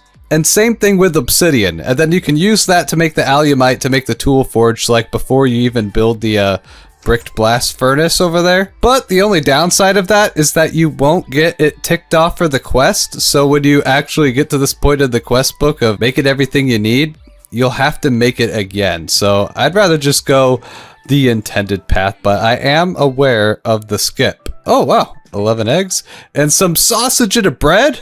Wow, that's powerful. How do you even make that? Bread, maple sausage, ketchup, and onion. Spice leaf, mincemeat. Yeah, I've been growing some different crops inside the garden. Like we've got wheat, potato, barley, tomato, okra, and of course the cotton. But we're definitely going to need more to make more of these fancy foods. Well, anyways, we have the tool forge now, which is a huge early game power spike. We can make a hammer that mines 3x3, a lumber axe which completely chops down an entire tree, and an excavator which could shovel a 3x3. And we could also make the crossbow with bolts, which is like an extremely powerful ranged weapon. So you get a lot of stuff here. We just have to pour out more tinker's parts, which isn't that big of a deal. I'm making a hammerhead out of bronze because the head of the tool is what's used to repair it. And I would like to repair this thing with bronze because using steel or alumite, whatever I'm mining to repair it, would be a little bit expensive. But we can make the other parts out of alumite to get that extra durability. Alright, here we go. Time to make the hammer. So we're using alumite for the tool rod and alumite for the large plate. And for the other large plate, we're using obsidian because obsidian actually has a higher reinforced value than alumite does. And the reinforced value gives like a chance that doesn't consume durability. Pretty much like the unbreaking enchantment. And then we put in the bronze hammerhead so we could repair it with bronze and boom. We got a pink and purple hammer. Achievement get Pro Tinkerer. Look at this thing. Isn't it adorable? And of course, we can mine a 3x3. I'll demonstrate it on the wall here. Oh no, I broke the wall. But yeah, this is going to make mining so much faster, especially because the Gregtech veins are like so dense. We're going to be able to clear veins extremely quickly. And we're definitely going to want to put fortune on this ASAP, so I'm probably gonna mine a lapis vein with it first. I'll make the other tools that I'm gonna want off camera. And what else I'm gonna do is I'm gonna build the steam house. Next time you see me, there's gonna be a crazy steam house. I mean, wouldn't it be crazy if I just turned around and it was there? Da da da da. Whoa, there's a building there now. How did that happen? Insanity. Yeah, I put in a few hours of work. This is the beginnings of the steam house. And it goes kind of into the house that we were living in. This thing is going to get destroyed. But for now, let me show you the work I've gotten done so far. The BBF is still running. Make sure this thing is always running 24/7. So let's hop inside of the steam house here. Check it out. Pretty cool. I moved all the steam machines into here and I upgraded them to their dark mode version. All you gotta do is take your old steam machine, use some of that steel you got now, and a bunch of wrought iron. And you get wrought iron by smelting down iron nuggets into wrought iron nuggets. Yes, I also made the high pressure steam furnace so we can smelt items using steam. I don't have to worry about using a furnace stack. Well, for now. I'm just hoppering in a whole bunch of ores and stuff so that way that they can get smelted. And then anyways, you take the iron nuggets, put them in the compressor, and they will get turned into wrought iron ingots. Amazing. So all the steam for our steam machines is coming from the balcony. Let's walk up the stairs here, which by the way, these stairs are made by using the architecture craft mod. That's a tongue twister. But you basically make this work saw here, which is made using like a bunch of steel, but it's fine. And you can turn blocks into crazy cursed shapes. Like, check it out. It's a half circle. What the heck? There's also like windows and arches and some cool railings. You'll see this on the balcony in a sec, but yeah, this mod's super fun. You can make some diagonals and circles in Minecraft. Also, this room is being lit up with little glowstone strips. If we take a look at our backpack here, we can take out this saw, and yes, by the way, I did make a backpack. It only requires 1 steel, so it's not too bad, and now we can store like a bunch of other items. But you can take this saw and like saw blocks in half and then all the way down into covers. And if you do a light emitting block like glowstone, in this case chiseled glowstone, so it's got a nice smooth texture, you can line it around the walls like so, get some light in here. We also have some of them in the middle here. Man, you gotta love the chisel mod. They got so many cool block variants that you can mess with. Anyways, on to the balcony where we can see the steam is getting made. Here we go. Check it out. We can overlook our entire village. Also, look at the amount of farms that have spawned in this village. There's like so many farms. I need to get rid of all of them. I mean, we've destroyed all the village houses on this side, well, except for the one that we've been staying in. But now we're going to be expanding into the rest of the village and completely taking over their territory. But as you can see, we got 2 water tanks now. And look, I'm using some of those pillars to like hold the tank up. That's pretty awesome. And then the water goes into these solar boilers over here. Look, we even have a dark mode version of the solar boilers. Now I'd make a whole bunch more of these, but we need more silver. I believe each of these take like 20 silver or something. It's a lot of silver, and you can only get silver through the small ores. And then next we have the second floor, which is in progress. I haven't finished building it. I ran out of black granite. Yeah, this thing's made up of marble, and this version of marble with the chisel has connected textures, and oh, I love me some connected textures. I mean, look at the connected texture of this cobblestone floor here. That's going to be the floor for the second floor. Up here is going to be the steam generation floor, where we're going to have like a giant liquid and solid fuel burner, and we're going to have like a bunch of coke ovens up here eventually. It's going to be a work in progress. Can't set it up all at once. That'd be too gosh dang expensive. We're still in the early game. You got to remember. But yeah, pretty simple. It makes the steam. It goes into these pipes and it goes into our Giga steam tank. Yes, we made a Railcraft multi-block steam tank, so that way it can hold, what is it, 576 buckets of steam. That way we can actually use the alloy smelter without it running out of steam after like 10 seconds, so this is pretty nice. But yeah, this entire building is like all chisel. You got black granite chiseled, marble chiseled, you got dark oak chiseled, glowstone chiseled, and then like a cool little wall design. Oh, I haven't even showed you what the balcony looks like from the bottom. Oh yeah, it's becoming dark. I've started to light up the area around here, but I gotta light up like that entire half so mobs can't get to us. At least we have the wall from the village that helps keep the mobs out. But check it out. We got some like marble pillars. I mean, I think those look pretty cool. I mean, it kind of, look, here's our starter house. Yeah. The thing is, I need to move all these frickin' chests, and there's actually an item we can make that will move chests for us, so that way we can move all of our stuff into the steam house and just get rid of this place, so we can actually view our house from outside without it being, like, combined to it. Oh yeah, let me show you all the new Tinker's tools I've made. So we got the hammer here. You guys have already seen it. It can buy a 3x3. I got Fortune and Redstone on it, so it's got Looting 3 and Fortune 3. So you could use it as a weapon and have looting as well as fortune, which is pretty cool. We also made this sick crossbow. This thing does a lot of damage, and I plan on going to the nether soon, so this is going to be very useful. And by using alumite on top of a slime crystal rod to make the bolts, it has 116 ammo. Let's go. I also used like a slime crystal for like the bow arm thing. There's like a page on the wiki that tells you like the best different materials you could use for every tier of, you know, steam age, whatever age you're in. And it's pretty useful, unless you want to go through like every single material and see that what you can make and what you can't make. I mean, there's just so many materials in GTNH. Sometimes using the wiki can be very helpful. So other than the crossbow, we got the excavator, which could bind a 3x3. I like how by putting alumite on these different tools, they just turn pink. We just got the pink lineup. Also, we made our 2 backpacks, the miner and the digger backpack. I think I told you guys about that already. It's been so many hours since the last clip, so I can't remember. I know it's only been 20 minutes for you. We're like time traveling. Also, I made ourselves an ore finder wand. This is crafted like with some gold and some magnetic iron, which is iron and redstone. Not too big of a deal, but you could use it by like, you put in one of the dusts here, like pyrite dust, which will cause it to find a vein in the world that has pyrite in it. For instance, this over here has pyrite in it, so if we walk closer to our copper vein, it should start making noises. Oh yep, you see it's flipping over?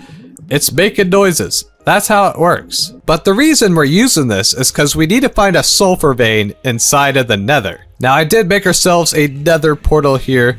I've been in a little bit, but oh, it's dangerous. Oh gosh.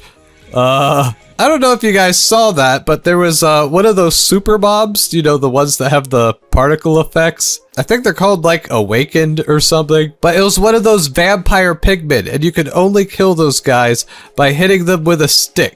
And I did not have a stick on me, so let's try this again. The nether's pretty dangerous in GTNH. You gotta be careful. Alright, here we are. Now, will he just leave us alone? I thought they were aggressive, maybe not. There's also a super hellhound. Alright, this is pretty dangerous, not gonna lie. I think I'm just gonna block the mobs off. Oh, we had the bubble of protection. After you go into the nether, you have like a little bit of protection time before the mobs can see you. It's because I'm playing on a server, and due to server lag, people could like just die by going inside of the nether, which would kind of suck, you know, especially to my Australians out there. Ow! See, I told you the nether was dangerous. There was a fire bat, which I think is from Thaumcraft? Yep, just wait till we get into the magic mods in GTNH. Ooh, check it out. There's some glow flowers. You can actually plant these in the overworld and get glowstone with it. And I've already done that. Also, there's a freaking nether fortress right here. That's pretty crazy. Maybe we could try out our crossbow. I mean, my gear is not the best steel and imp skin that I got from a quest. I hear a blaze. That's scary. Oh my gosh, it's an awakened blaze. I forgot. I think in GTNH there's like a... Ah! Yeah, all the blazes spotted awakened. You know what? We might come back to this. I don't really need blaze rods at the moment. We need to find sulfur. Oh, you see that? Small sulfur ore. That means there might be a sulfur vein nearby. It doesn't always mean that, but it sometimes does. Oh, I forgot. If you mine the ores, the pigmen get mad. I forgot. It's an older version of Minecraft thing. Well, we can shoot him with our crossbow now and check it out. Does some pretty good damage. It almost one-shots them. I think if we put some nether quartz on the bolts, once we gain another modifier on it, it may give us enough damage to one-shot mobs. Or whenever we get a better thing than ow, you might. Whoa! Dude, it is not safe in the nether. Crikey. Ow! There's a giant spider. Oh, we need this giant spider. We could use it to upgrade our crossbow. Heck yeah, flame string. Ah, there's another one. There's many ghasts. I refuse to die on camera. Alright guys, check it out. With that flame string from the spider, we can actually upgrade our bow. This fiery bowstring has a faster draw speed and arrow speed. Oh, it looks like by adding it, the draw speed actually goes up a bit, but the arrow speed goes up a ton. And arrow speed equals damage. Yeah, it jumps up to 14 hearts of damage. Maybe we can actually one-shot mobs with this one. And once this guy levels up, we can add redstone to it to make it go a much faster draw speed, because the draw speed is pretty slow on this. Also, remember that mending moss? I put it on the bolts, so that way the bolts will just slowly regenerate over time and we'll never run out of them. Pretty cool. Alright, we're back in the hunt for this sulfur vein. As you can see, we actually have 2 rows of hearts. So we actually have a pretty good amount of health, which is nice. Oh, are the pigmen still mad at me? Bruh. They never forget. Okay, we one-shot that pigman. I just don't want to get snuck up on. Oh, it's a wisp! A super wisp! Those guys can shock you. Oh! Got him. This crossbow is awesome, bro. How's that gas so squirrely? Whoa! We got ethereal essence. Neat. Yeah, that's some more Thaumcraft stuff. Y'all won't have to worry about Thaumcraft for a few episodes, so don't freak out about it. Ooh, small lead ore. Pretty sure you can't get lead until you go into the Twilight Forest, so we'll definitely grab that. You know, I know sulfur spawns at very low Y levels, like Y20, so I think I'm just gonna mine downwards and do a tunnel. It's probably safer. Tired of running into all these mobs. Ooh, look, it's Ardite ore. Our pickaxe isn't good enough to mine it. Oh, we still gotta wait for this pickaxe to level up. I didn't realize its mining level hasn't leveled up yet. Up, our ore finder wand's going ding ding ding. What did we find? Oh, we found an iron vein. Oh, because it also contains pyrite. Dang. We done got, guys. We need to find the sulfur pyrite vein. Hey, we got a gold helmet with protection and unbreaking 3. Not bad. I will use the mobs to arm me. I can't be bothered to craft decent gear. We're all attack damage and no defense, the way I like to play it. Up, it's going ding ding ding. 1 ore vein found. Hey, that's what we're looking for. Sulfur straight ahead, Captain. And also, now that I think about it, that was a iron and copper vein that we found. And in the nether, you get double the ores. Add that with the fortune 3, and that is so much iron and copper. I should definitely mine that out. And look at that. We found the delicious sulfur. I didn't even explain why we need the sulfur. We need the sulfur to make rubber, and then with rubber, we can make the thing to move the chests. It'll make sense in a second. Just give me some time to mine all this delicious stuff. And it's already filling up my backpack and clogging my inventory. Now all you gotta do is take the sulfur that you just mined, combine it with some raw rubber dust that you get from extracting sticky resin that you get from rubber trees. Then you combine them together inside of the alloy smelter, and they will make you some delicious rubber. Gotta love this steam tank, man. We can run all the machines at once. Well, until the tank runs out, but it lasts a decent amount. Look at that, rubber bar. Anyways, the whole point of getting this rubber is so that way we can make the dolly. This guy can move chests, and you need a freaking rubber round in order to make it. So I had to do all that nether adventure just to get some rubber rounds so we can make a dolly. How silly. And boom, there we go. We got the dolly. Let's go. That's probably an achievement. Maybe not. Oh, we don't have the quest unlocked yet because we need the rubber quest, which wants you to have 40. Now, luckily, I'm pretty sure it's a retrieval quest, so we won't have to make a second one. I got lucky there. But now we can simply pick up the chests and move them over to the steam house. Let's go. I gotta figure out how I want to do this. I think I'm just gonna have all the storage in this corner. So that way we're nice and close to all the steam machines. We can just go like boom, boom, boom, boom. So efficient. I'll put the crafting chest right here, which has all the items that we use for crafting a lot.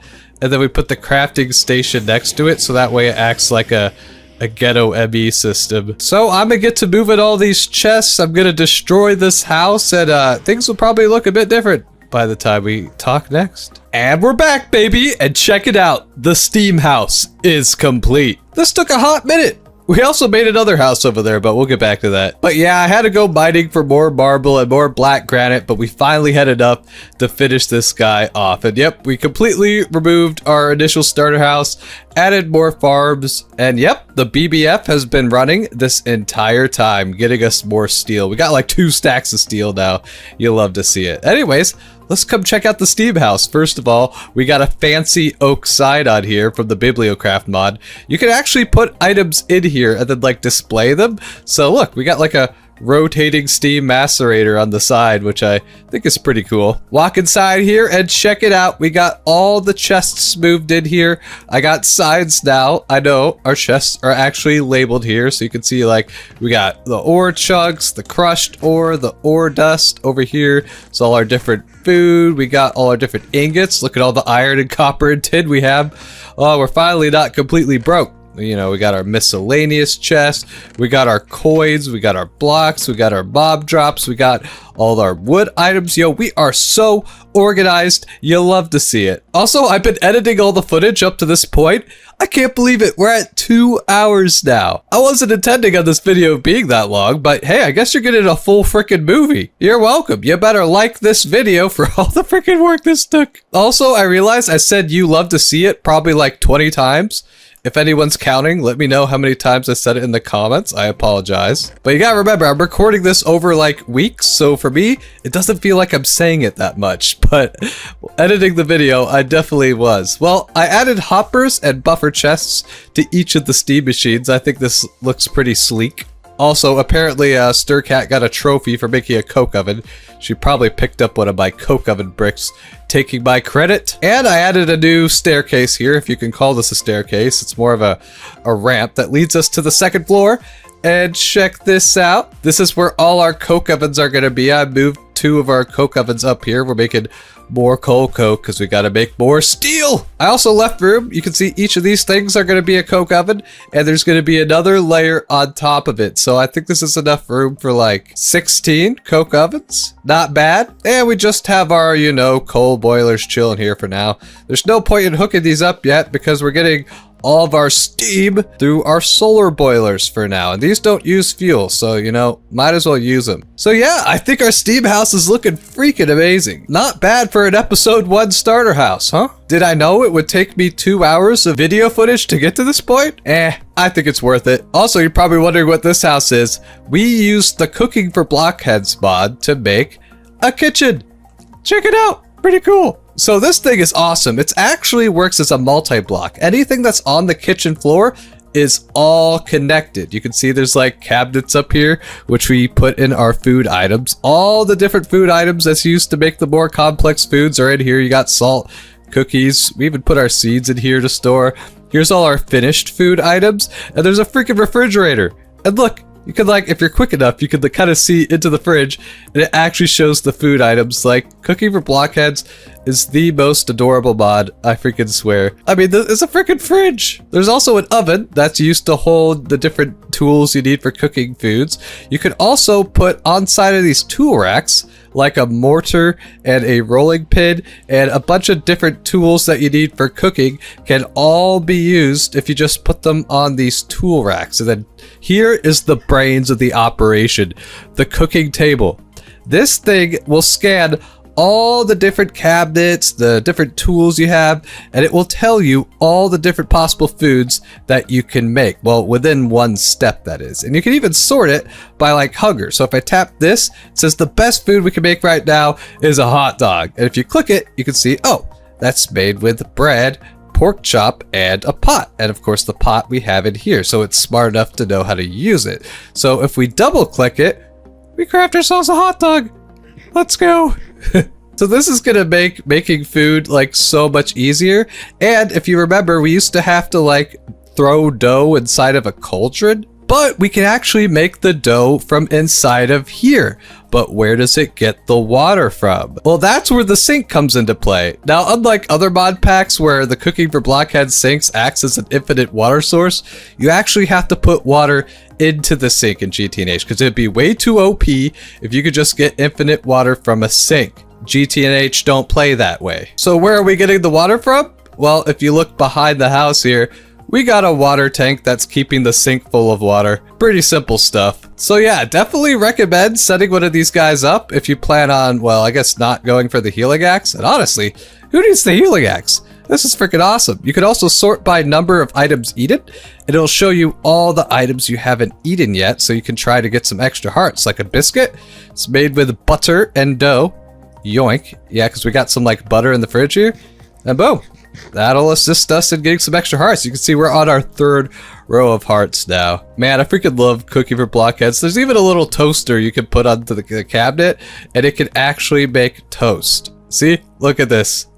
We could just grab a piece of toast out here. Oh, it sends it into the oven. I thought it would actually use the toaster. Maybe we have to like move it on a counter? I'm not sure. I don't know how to make it use the toaster. Maybe it just doesn't work like that. Well, who cares? We got a piece of toast. Also, check this out. I made piston boots, which these are completely worth making. It does require 2 pistons, but remember, you can buy pistons with coins. It uses some of the rubber we made and tanned leather, and check it out. It gives you a movement speed boost, which is actually pretty significant. Look at how much faster we can run. And step assist. Yep, we get freaking step assist early game. Who said GTNH was hard? And it gives you jump boost. So yeah, piston boots are freaking goated. You gotta make them as soon as you can. You get around so much faster. Oh yeah, I made a pathway to get onto the roof here, and check this out. This guy is called a launch pad. If I step on it, it'll literally like launch me in the air. And I made this thing called a hang glider from the Open Blocks mod. Just cost a bunch of steel and more leather, tanned leather. See, I'm so happy I set up that cow farm early game. Oh wow, you can see it from up here. Yeah, you get a really cool view from up here, right? This may be the tallest episode 1 house I've ever made. In fact, probably the biggest episode 1 house I've ever made on the channel. But check it out. We're gonna go on this launch pad, whee, and then use the hang glider. And look at this, we're flying through the sky. You can actually get around with this guy pretty quick. If you hold shift, it speeds it up. Woo! So by going onto our roof, we can launch ourselves to different locations. But with that, I think it's finally time to wrap up our movie. We have made some insane progress this episode. I hope you guys are ready for an insane series. I don't know if all the episodes will be as long as this one, probably not. But next video, we're gonna get into electricity. Finally. I'll catch you guys in the next one. CWG, out.